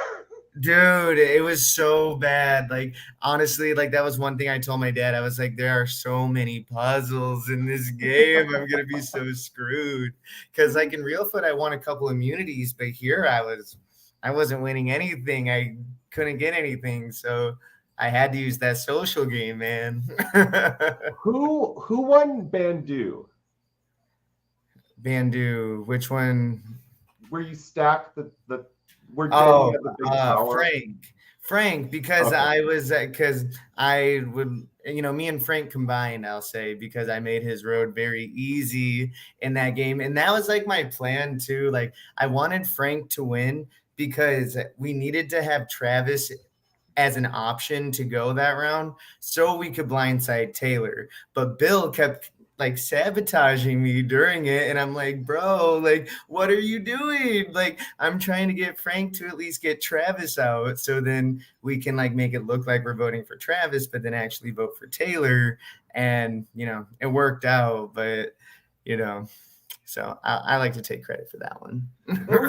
It was so fun to watch. Nobody believed, I can say it, no productions here. Nobody believed me that this would be a fun challenge because it's literally like a kid's game. Right. It's fun. I fun. was like, no, Survivor players look at every game differently. And if you can put deception in a game, they are going to take it to the next level. And like, there was elements of that. And then you guys were just straight obvious. You're like, I'm just going to give Frank the ring. Taylor, give her a ring. It was like Frank, like, Denny's giving a ring, Jake's giving a ring, everybody's giving a ring, and then there's Bill, and then there's Travis, and Bill's just trying to get one ring. He just wants the silver ring, and the whole time he's acting like he doesn't want it, and I'm cracking up. He's like, Oh my God.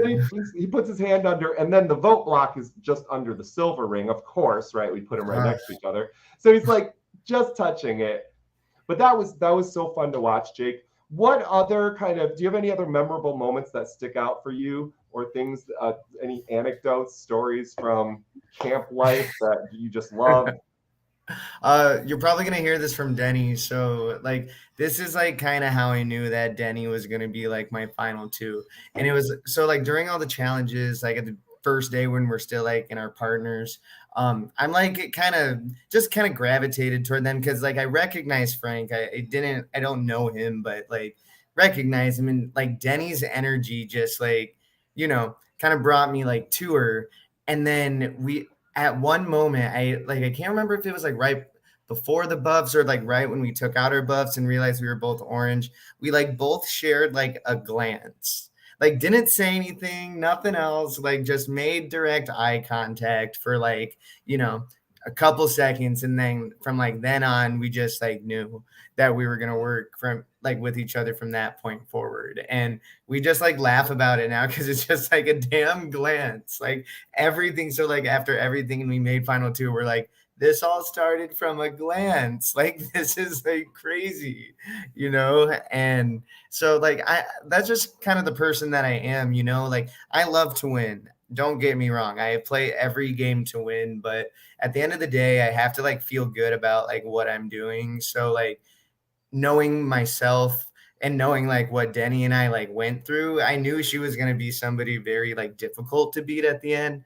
But at the same time, like I just didn't have it in me to kind of make that move. I felt confident in the game I played. And honestly, if I had to lose to anybody, it was her. But just like a glance at the beginning of the game, it's just wild.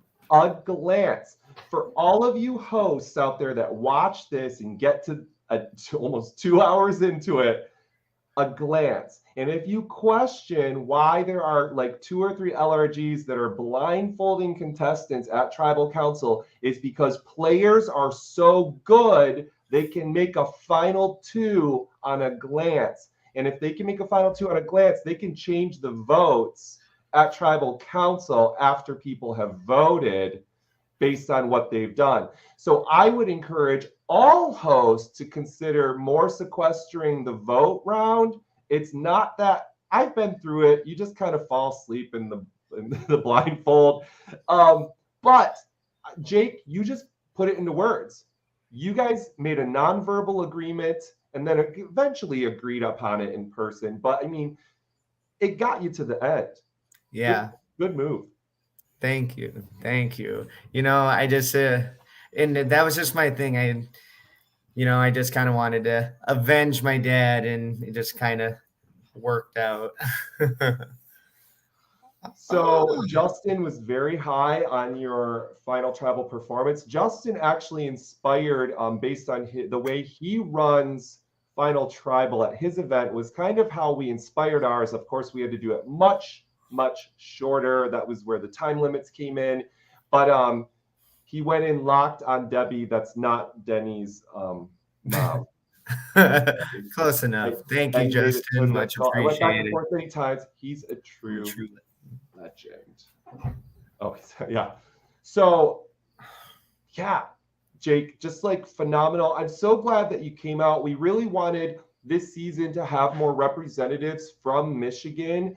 And you and your dad and Andrew and Maddie, and really Emily as well, really brought that to the cast. We were so happy you guys joined. And another interesting thing is that this cast was really about 75% legends and about 25% newbies in the sense of like live games. Yeah. And at the end, we really had like a veteran and a rookie in so many ways. How cool that you were able to best out all of the other legends in the cast. You did that. It's crazy because like, I didn't know like what the caliber was going to be coming into it, because the community is like big, but it's not at the same time. So like people know like when you win games. And so, it hadn't been that long ago that I won that game either. It wasn't a survivor game, but a win's a win, I guess, And so like, and like seeing Peyton, like the person that like I was in the final 2 in that win, like when I won that game too, like on the same like tribe, I was like, oh no, like this is like hopefully this doesn't, bite me in the butt. But, you know, I think I did a pretty good job of just like keeping it like super low key at the beginning, you know, like I don't really know how many people on the Orange Tribe were like winners, but you know, it never really got brought up, you know, like games that we won. So like I was like, if no one's gonna bring up games, I'm just gonna keep it, you know, keep it low key. Nobody needs to know that. Oh yeah, I had to bring it up because nobody else would bring it up. I'm like, obviously, like I'm gonna talk about the elephant in the room at Tribal Council. Like, there's got to be conversation about winners versus losers, and then everybody's so tight-lipped, like, oh no, that's not a thing. That's not really a thing. Oh, yeah, Like, right. yeah, and you know, they can't like say up front that, oh, it's a thing, because then, you know, it's kind of a clear like, oh, okay, winners are gonna like team up. And it was just, you know, it was funny because that was like thrown out like at the very beginning. Like Justin kind of made like a signal to my dad, and I at the borderline kind of, you know. And so like I was open to the idea at the beginning, you know, but then it just didn't look like it was really panning out. So I didn't really want to base my alliances on that. Like I didn't even like talk game like the first like day and a half. Like I just like kept it like straight up like personal, and like that's why everybody at the beginning like it was like, where does Jake stand? What is he doing? We don't know what he's doing. And it's like, that's all right. You don't need to know until it's time. I love that. Yeah, it was just like literally like one of the most winning casts. I think we had 3 two-time winners. Oh my God. Yeah, like just craziness. And then 2 people won LRGs literally 2 weeks like away from the event. We just talked about one earlier. One I don't think we're allowed to talk about still, but I was like, stop winning, everybody. Like I want to have some non-winners in this cast. That would be nice to balance things out. These folks are crazy. When you said like 20 at the beginning, I was like, what the hell? Like 20 like winners or finalists. I was like, geez, man. Yeah, and this was not with everybody filling out the information. That's why I said at least, because I wasn't sure about all of them that didn't fill it out, except the people who hadn't played.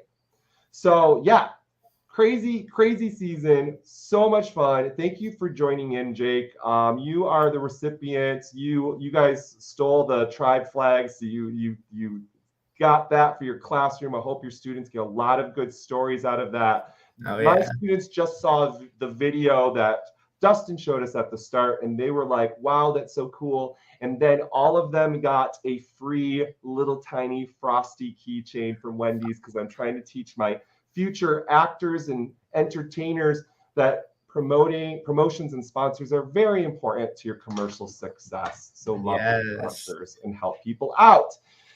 Jake, thank you so much for joining us. We will hopefully see you around in the community at some point in the future. Until then, my blessings, and we should hang out sometime. We really don't live that far away. Yes, absolutely. Thank you for everything you guys do. You guys rock. Amazing game. I'll remember this experience forever. So thank you for letting me be part of it. Absolutely, dude. See you soon. Later. Thank you, Benjamin. And Denny. Hello. It's been a late night. It's all right. I'm not working tomorrow, actually, so. Oh, good for you. Perfect. I'm going to be up bright and early, but no big whoop. All my kids know that I do this at night. You had the adventure of a lifetime. You got dropped off in the middle of the Manistee National Forest, walked a quarter of a mile to find a big Kokopelli statue staring at you, and you're probably like, what the hell am I getting myself into? Yeah, like I said earlier, I was psyching myself out the whole week prior, to the point where I was like, I wonder if I can back out some way. Like Frank could easily find someone else. I was just so worried about pre-existing relationships. And I think I even said to you, I'm probably going to be the only one who knows no one besides my partner.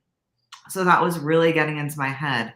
But then I was like, no, screw this. You know what? Like, I'm so good at relationships, really connecting with people, drawing people in, making them feel comfortable, making them laugh. So that's what I'm going to go do. And wherever I place. But I was also worried about like letting Frank down. I didn't want to let him down. And So that was on my mind a lot, not just before the game, during the game as well. Just I didn't want to let that guy down. On top of the win, he said he was so proud of me and even got teary-eyed. So I think that was more special to me than the win itself. But yeah, I was just thinking about Frank and my friends watching, and I didn't want to like let them down. I had played a long org game with Frank, and we were the final two, and I beat him.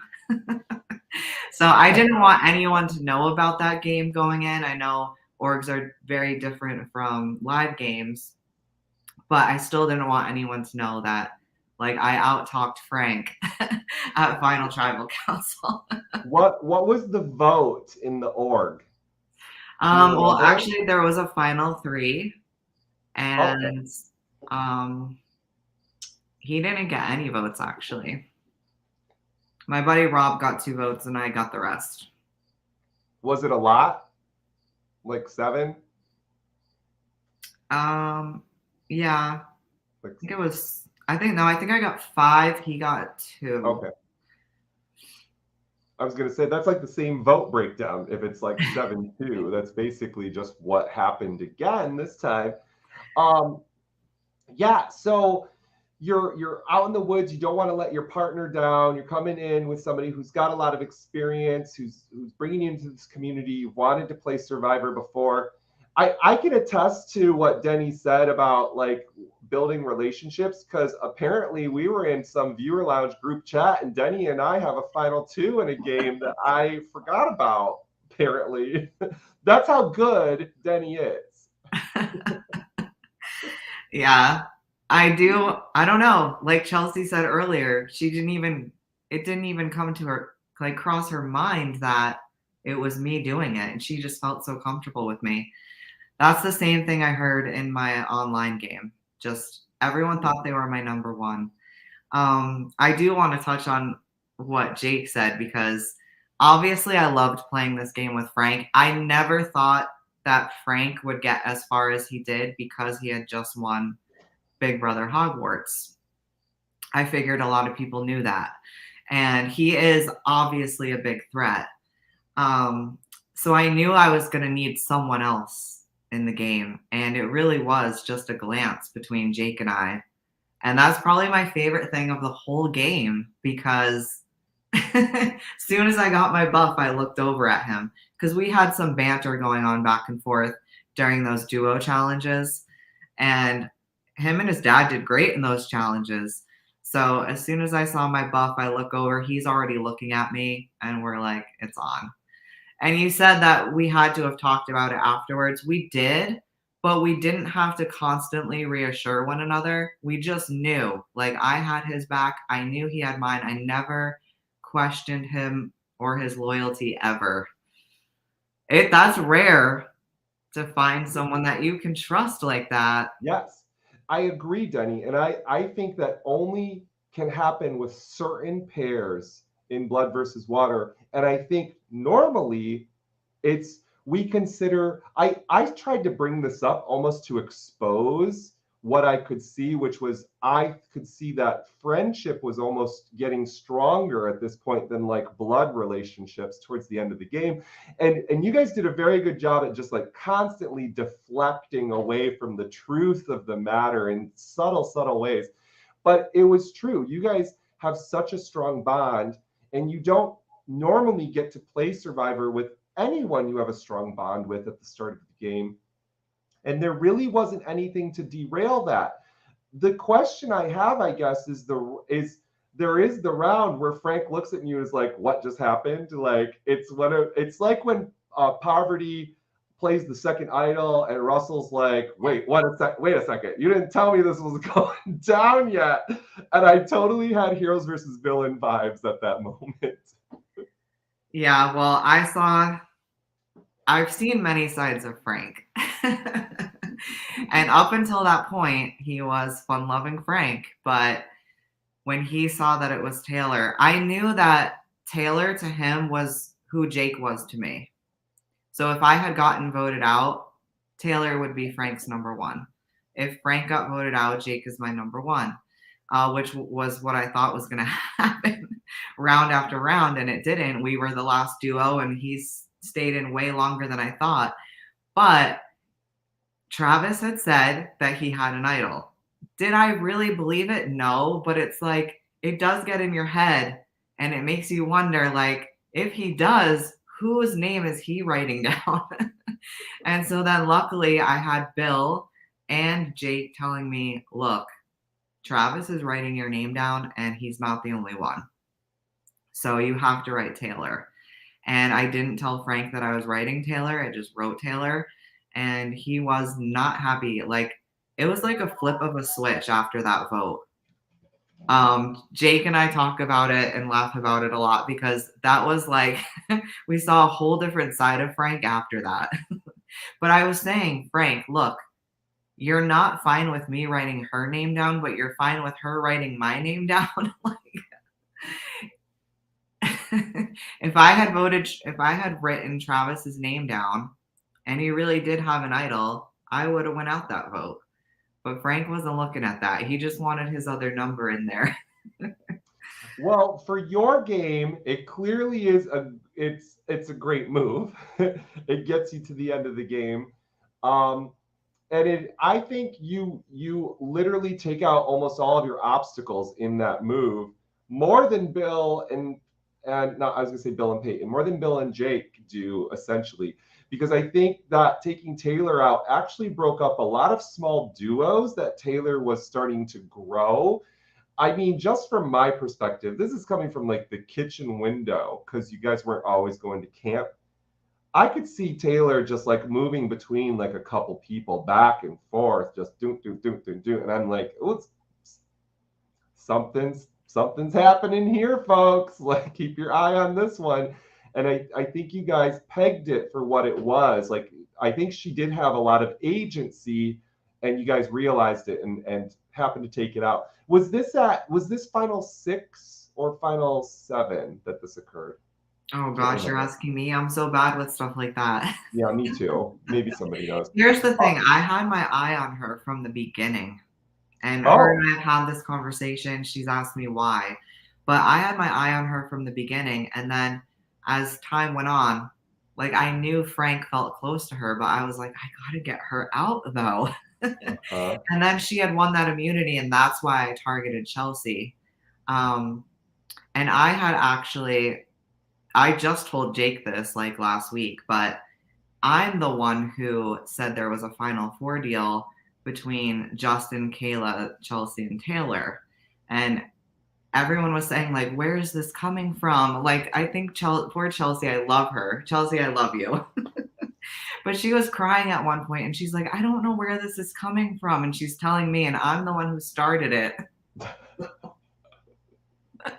I felt bad, but I really did think that could be a 4. It's not that I heard they were a 4, like I said. I just felt like they could be a foursome. And I knew I needed to break that group up. And I was so close with Kayla, and I really did want to work with Justin. So I didn't want to tarnish that relationship at all. And I just saw Taylor as a huge threat. Come to find out, Chelsea was too. Didn't see her as that right away. But Taylor was, a target of mine from early on. And it's just, I couldn't get her. Kayla just commented it was never a 4. But well, again, I know, girl. That's the game, right? Like, after talking to everyone, I realized, like, okay, I really don't think this is a 4, especially when Chelsea literally told Kayla, I don't even want to work with Justin. I want to vote him out. And Chelsea walked away, and I'm like, see, Kayla, we have to vote her. She doesn't even want to work with your cousin. Like, why do you want to keep her in? So, yeah, I think it was key breaking those 2 girls up. And then especially finding out, about their advantages and everything else. I mean, they were a force, but I did see, like, after I talked to Taylor, she does make you feel comfortable too. But then, like, her and I said, we're voting Travis. And then she's like, all right, well, I'm just going to go talk to Travis to see what his thoughts are. And I'm like, why? why do you have to go talk to him if you're voting him out? So that's, and then when Bill came over, I have no idea why Bill wanted to work with me or gave me the information he did, but he was like, you have to put Taylor's name down. So if it weren't for Bill and Jake telling me to do that, I would have written Travis.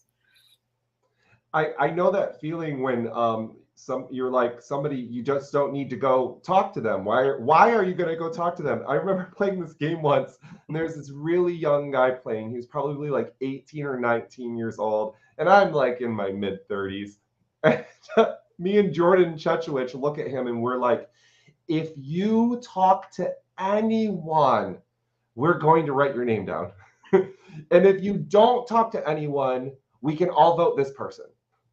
And it worked. It was the weirdest strategy, but it's I think that's like the Boston Rob, right? Like just kind of like force it to happen. But had we not done that, he was just gonna spill the beans to everybody, and one of us would have been voted out. So it's like, well, what choice do I have then? Yeah. Just don't talk to him. Well, a lot of people were branching off and talking to people, even people we said we were going to vote. But it was just like, we barely had any time left. And there was no reason for her to go back and talk to Travis. So when Bill told me that she was writing my name down, I'm like, oh, I know it. She definitely is. Why would she have to go talk to him again? So. But, you still kept that relationship with Chelsea where she did not write your name down at Final Five. That was critical to you getting to the end. I know, it still blows my mind. It still blows my mind. And I've said that to Jake a million times too. I'm like, I don't get it. But I said maybe for her, like, it was scarier to sit at the end with a Frank. Okay. I don't know. I think Frank, I have not checked these votes. I think Frank, while ruffling feathers, I think he would have been tough to beat at the end, especially because of the weather you went through. And it seems to me that Frank was integral. I know people that don't play Survivor don't always believe this, but the survival aspect sometimes matters. It changes people's perception of you in a positive light. And you could still look at the gameplay as like a fight. But I think he could have been hard to beat because he's a great speaker.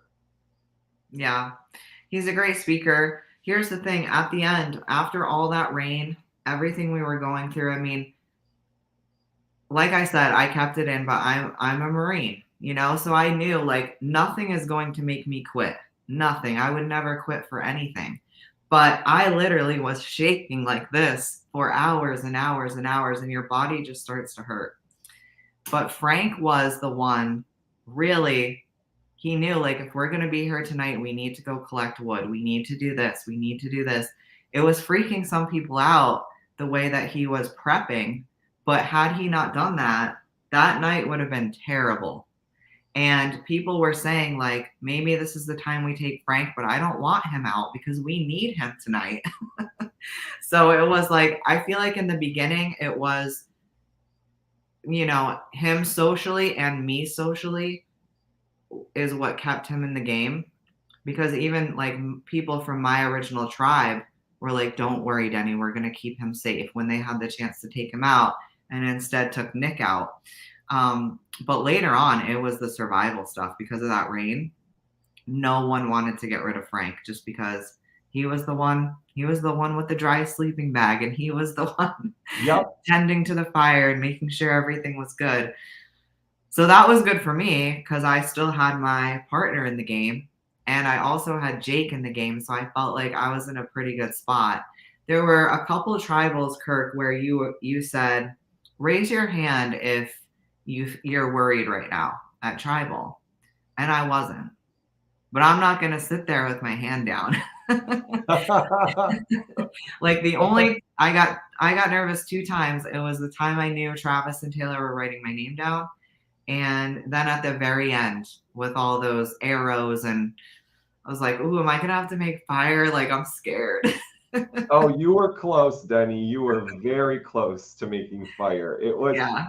like I said, it was one vote away with that weird twist, which isn't normal Final Four. But honestly, if you go on the show, it's not normal Final Four anymore, anyways, right? You'd win a challenge and then you drag a person and then you pick two Yeah. people. So we figured it was fair game and you guys would go with it. And I just remember Michael DeLucas's face when we said the twist, and he was like, 10 votes at Final Four. His jaw dropped, and it was amazing. And I think you navigated all of that, just the whole game, with grace. My question for you right now is, when did you think you could win this game? At Final 8. Why? I just saw a clear path to the end. Wow. With who was left. I feel like I would go through different scenarios, and I just felt like I was in a good spot no matter what happened. Even if Frank had gone out, and that was a question that came up, during Final Tribal Council, was I playing Frank's game? I 100% was not playing Frank's game, but I think even if he had gone out earlier, I would have been good because of the bonds that I created and because I did make people feel comfortable. But yeah, it was Final 8.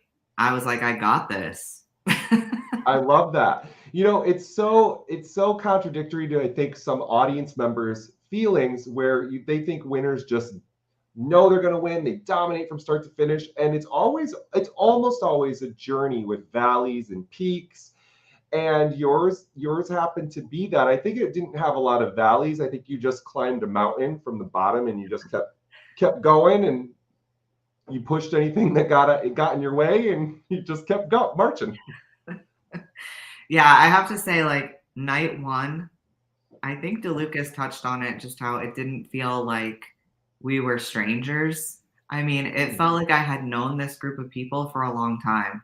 And just the way, like, our banter back and forth, our sense of humor, all of it. And I think, like, just telling my wild, crazy story that I can't tell here.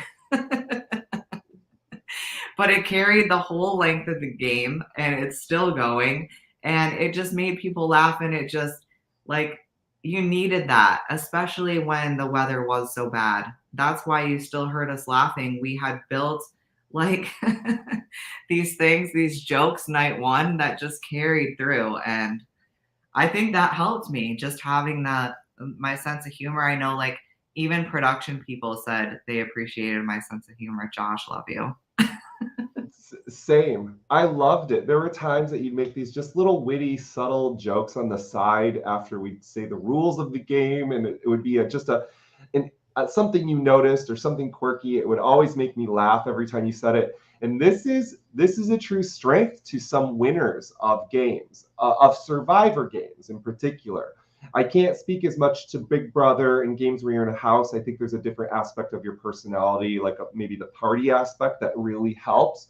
But I've heard this from numerous Survivor winners, that humor and or either being able to tell a good joke or being able to laugh easily at other people's bad jokes has been essential for them building relationships early in the game. And I encourage people to find their sense of humor before they go play one of these really hard games on multiple levels, because you're gonna probably embarrass yourself.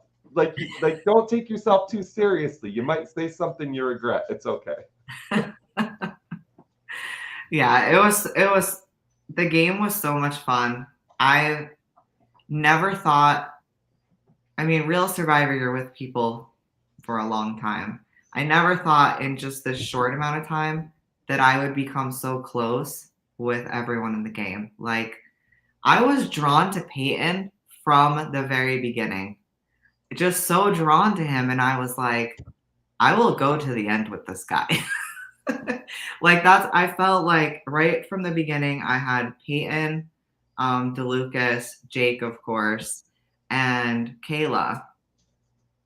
So, and that's like, Kayla, I felt like was crucial for me because I felt like Justin was such a big force on the other tribe that I wanted to be in his good graces. So I'm like, if I'm in good with Kayla, which was natural because she's a sweetheart, then I can be in good with Justin. I just need Justin and Frank to work together. And that worked for a while until it didn't anymore. But the game was so much fun, just getting to know people from all over the place, all different little quirks and senses of humor and personalities. So much fun. You guys killed it.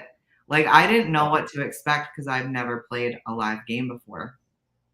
But from the get-go, like Jeff driving us to the location and then having to walk, and I had no clue how long am I walking for. I don't know. Just all of it was so good. The blindfolds, I like people mentioned earlier, letting us play challenges with our duo partner. I think that was amazing. So if you ever do a duos again, please repeat that, because I mean, Frank lasted, but other people weren't so lucky and they really didn't get to play the game with their loved ones. So I think that was amazing. You guys just put so much thought into everything, and I can't thank you enough for that. It was phenomenal. And my friend Lauren said, Denny, if you go into this game and you win your first live game, you better retire. But playing this, I'm already like, I need to play another one. See, yeah, there's so much more in games than just winning. And I think when you haven't won, that elusive W just sits out there. But once you have, there's well, Denny, you did already find an idol and play it. That's one of the things. But there's other things that a lot of people can do out there on their bucket list. I remember for my third game, I had already won on my first experience, like you. And on my third game, I was like, I literally just want to find an idol. I'll give it to somebody. I don't even care. As long as I find one, I can check the box. I'm good to go. And I didn't find one. So yeah, I already said, like, even if I didn't win, like, it's still fun. Look at all the people in this game who didn't win and had a blast. So I think it would be amazing to play again. I'm already thinking about it. Oh, but I do want to help you guys next year. You better add me to that. That's amazing. That's so awesome. And you can use your gift certificate for a free room at the Little River Casino. You already used your food credit, right? I did not. Oh, and I gambled, cashed out, but never actually got my money. So I have that also. Oh no. So I have to go back. So you have to go back. So did you gamble away all your winnings that night? Oh gosh, no. Okay, good. Did you? I mean, it's I not literally nice said to when you do, Lucas, make sure I cash out at a certain point. You did better than me then. And he did. And did better than Corey possibly as well. I don't know. Oh, Dustin just said you only have 45 days to cash it out. Oh shit. Well, is it a lot of money? Because you might need to No. mail it. Okay. I was like, you might need to mail it to us and then we'll just hold it for ransom. I so mean, you actually no, it's show not up. a lot of money, but I don't want to just throw it away. We have to mail you a buff anyways, so we'll cash it out. We'll keep the money for you next year, and then we'll give you your second cash prize. Sounds good. But with us, in the background, we have the other half, the pair that went the furthest in the hardest adventure we've ever done. Thanks for sticking with us, Frank. Are you with us? Are you here? Yes, I can hear you guys. Okay, good. How are you doing, buddy? It's dark out I'm there doing now. good. It got really dark really fast, and I didn't think this all the way through. But I the like torch the is at mood. least keeping away the bugs. So Good. You guys did it. You lasted. The two of you got to the literal final round of this game. It was literally, your votes mattered. And you guys voted together, right? In the last round. Didn't you both vote for Chelsea? No? yes. Yes. I don't know if you knew that, but you did vote for the same person. Frank, you received the 2 other votes that could be cast by the players. So it was kind of a deadlock between the 2 of you. If it was standard Survivor, it probably I don't know. I mean, Denny, what do you think would have happened if it was standard Survivor? Would you guys have deadlocked it at 2-2? Would you have known? I would have. Okay. I like fire at 4 personally too, Frank. I'm a fan of it. I was never opposed to fire. Yeah. I have a strategy. Frank made me mad, though. Frank, you made me mad because before the game I said, Frank, what if like I got to the end and had to make fire? And he's like, I got you. I can teach you how to make fire so fast. And then we both get to the end. Does this motherfucker teach me how to make fire? No, he's like, I'm winning this shit.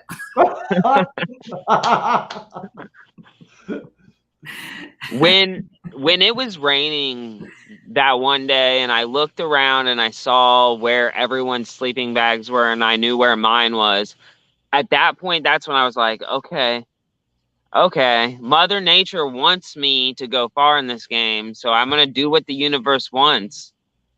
That's when I started thinking about trying to win.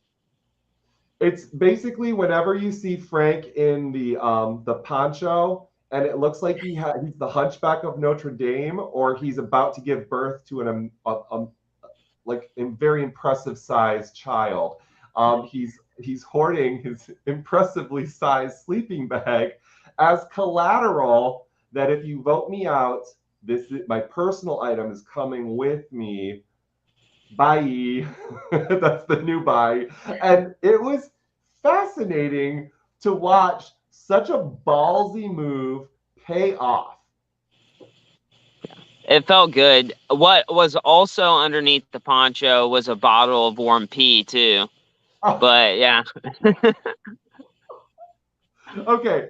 So our lovely friends at the Alpine Inn, I went back up to give thank you notes to all the sponsors, and I stayed at the Alpine for one night. And I was talking with them, and I bought some of their little bee jelly jam stuff they had in there. And she goes, I love those Survivor players, but she's like, I don't know about that warm bottle of pee. I'm not so sure about that one. And I said, oh, it was real hard conditions out there. He even asked me to help fill it for him if I had to go at one point. I don't think he was thinking straight. And she was like, okay, they're still welcome next year. I don't know why I'm talking like that because nobody actually talks like that up there, but that's the voice I'm using. They're lovely, lovely folk. And Alpine Inn is actually going to sponsor a whole flight of rooms for sure for next year for people. So hopefully we get it at an even better discounted rate. We'll see how that works, but we're thankful to them for helping us out because we all couldn't get rooms at the Little River and they were much more affordable at the inn in the first place. And I had a great room. That inn was great. Yeah. So thank you to our sponsors. You guys, like you said, Denny, you were thinking Frank was going to get voted out so early on. Frank came in from a win, literally hot, you just won Hogwarts. You're coming in, and then there's the hosts of Hogwarts in the game. And one of the hosts of this game, I voted out in Hogwarts. So there's Hogwarts everywhere around you. You can't avoid it. But you did avoid it. You were absolutely able to just take that target and really not allow it to take control and take hold of this game in any way. I was very impressed by that. I have no question. I don't know what to ask. It was just, it's hard to do when there's a target and there's only so many things you can identify to vote somebody out. You did a good job at. Yeah, there were people early in the game that I saw were good threats, but I didn't know their resume. So if you don't know someone's resume, you don't know how to frame them as a target in a game where you have to frame people as targets. So that's why I wanted to get people like Nick out early that I knew was a good player, but I didn't know their resume. And I wanted to keep people like Justin, who I knew a lot about their backstory, which I don't even believe some of the things I say sometimes, like, oh, we have to get this person out because they win. I'm saying what I think is going to sell to the person's brain that I'm saying it to. So you're So, appealing the to their cast was, senses. huh? You're like appealing to their senses, like to what drives them. Makes sense, yeah. I just try to appeal to people's best interest, and the cast was amazing, and there were connections that I was like, this is great.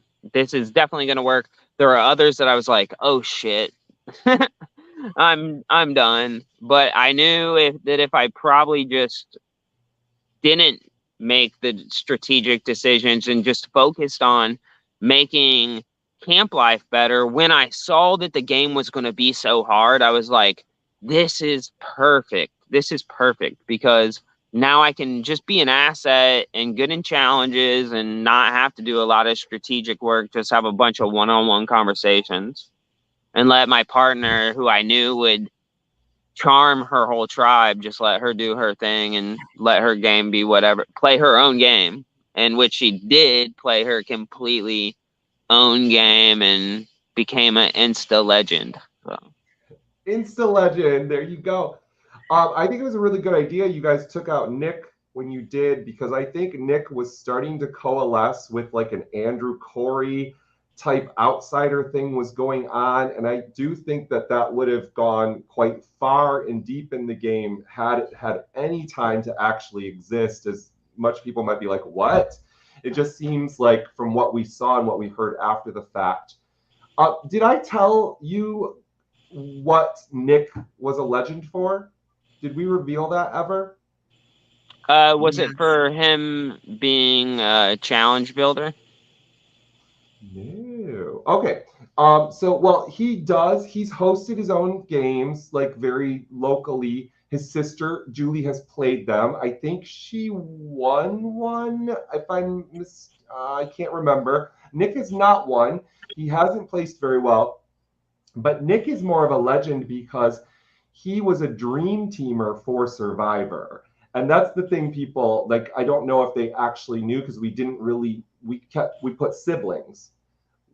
That wasn't really the thing. We didn't want to put dream teamers on there because we thought that would be too much almost, especially with only one of them being on the island. But that was kind of the fascinating thing. And the thing about Nick that I love is that he always comes in with the most ridiculous ideas for gameplay, and it's so ridiculous I want to see if it works.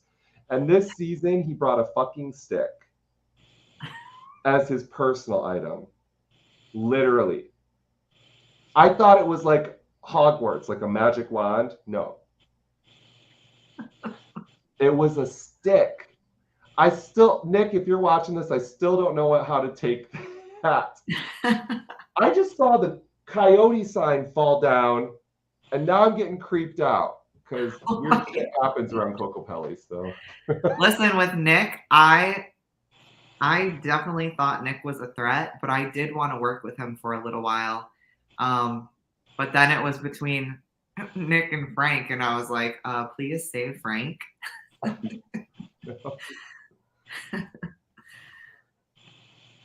Plus, Nick, you didn't snuggle with me. You snuggled with Emily, so you're out.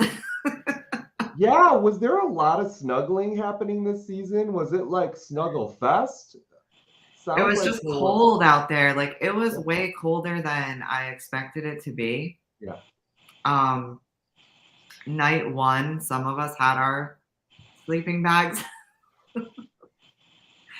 I know Frank shared on his tribe and DeLuca shared on our tribe. Kayla and I did not share our sleeping bags.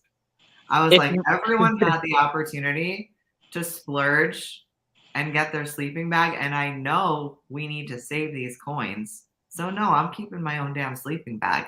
But yeah, as the game went on, you're like, why can't you sleep next to me? Like, why can't you get closer? If my bag wasn't so ridiculously big, I would have felt so bad in an oversized sleeping bag. Being a small person and seeing someone like Johnny sleeping on the ground, I would have felt like the biggest piece of shit ever. Well, yeah, your sleeping bag is huge. One of the funniest points, Kirk, was the last night when everything was drenched and Frank had his sleeping bag, and it actually unzips and forms 2 sleeping bags. So Bill goes, Frank, so who are you sharing your sleeping bag with? And Frank goes, oh no, that half is for the 4 of you to share. This is mine.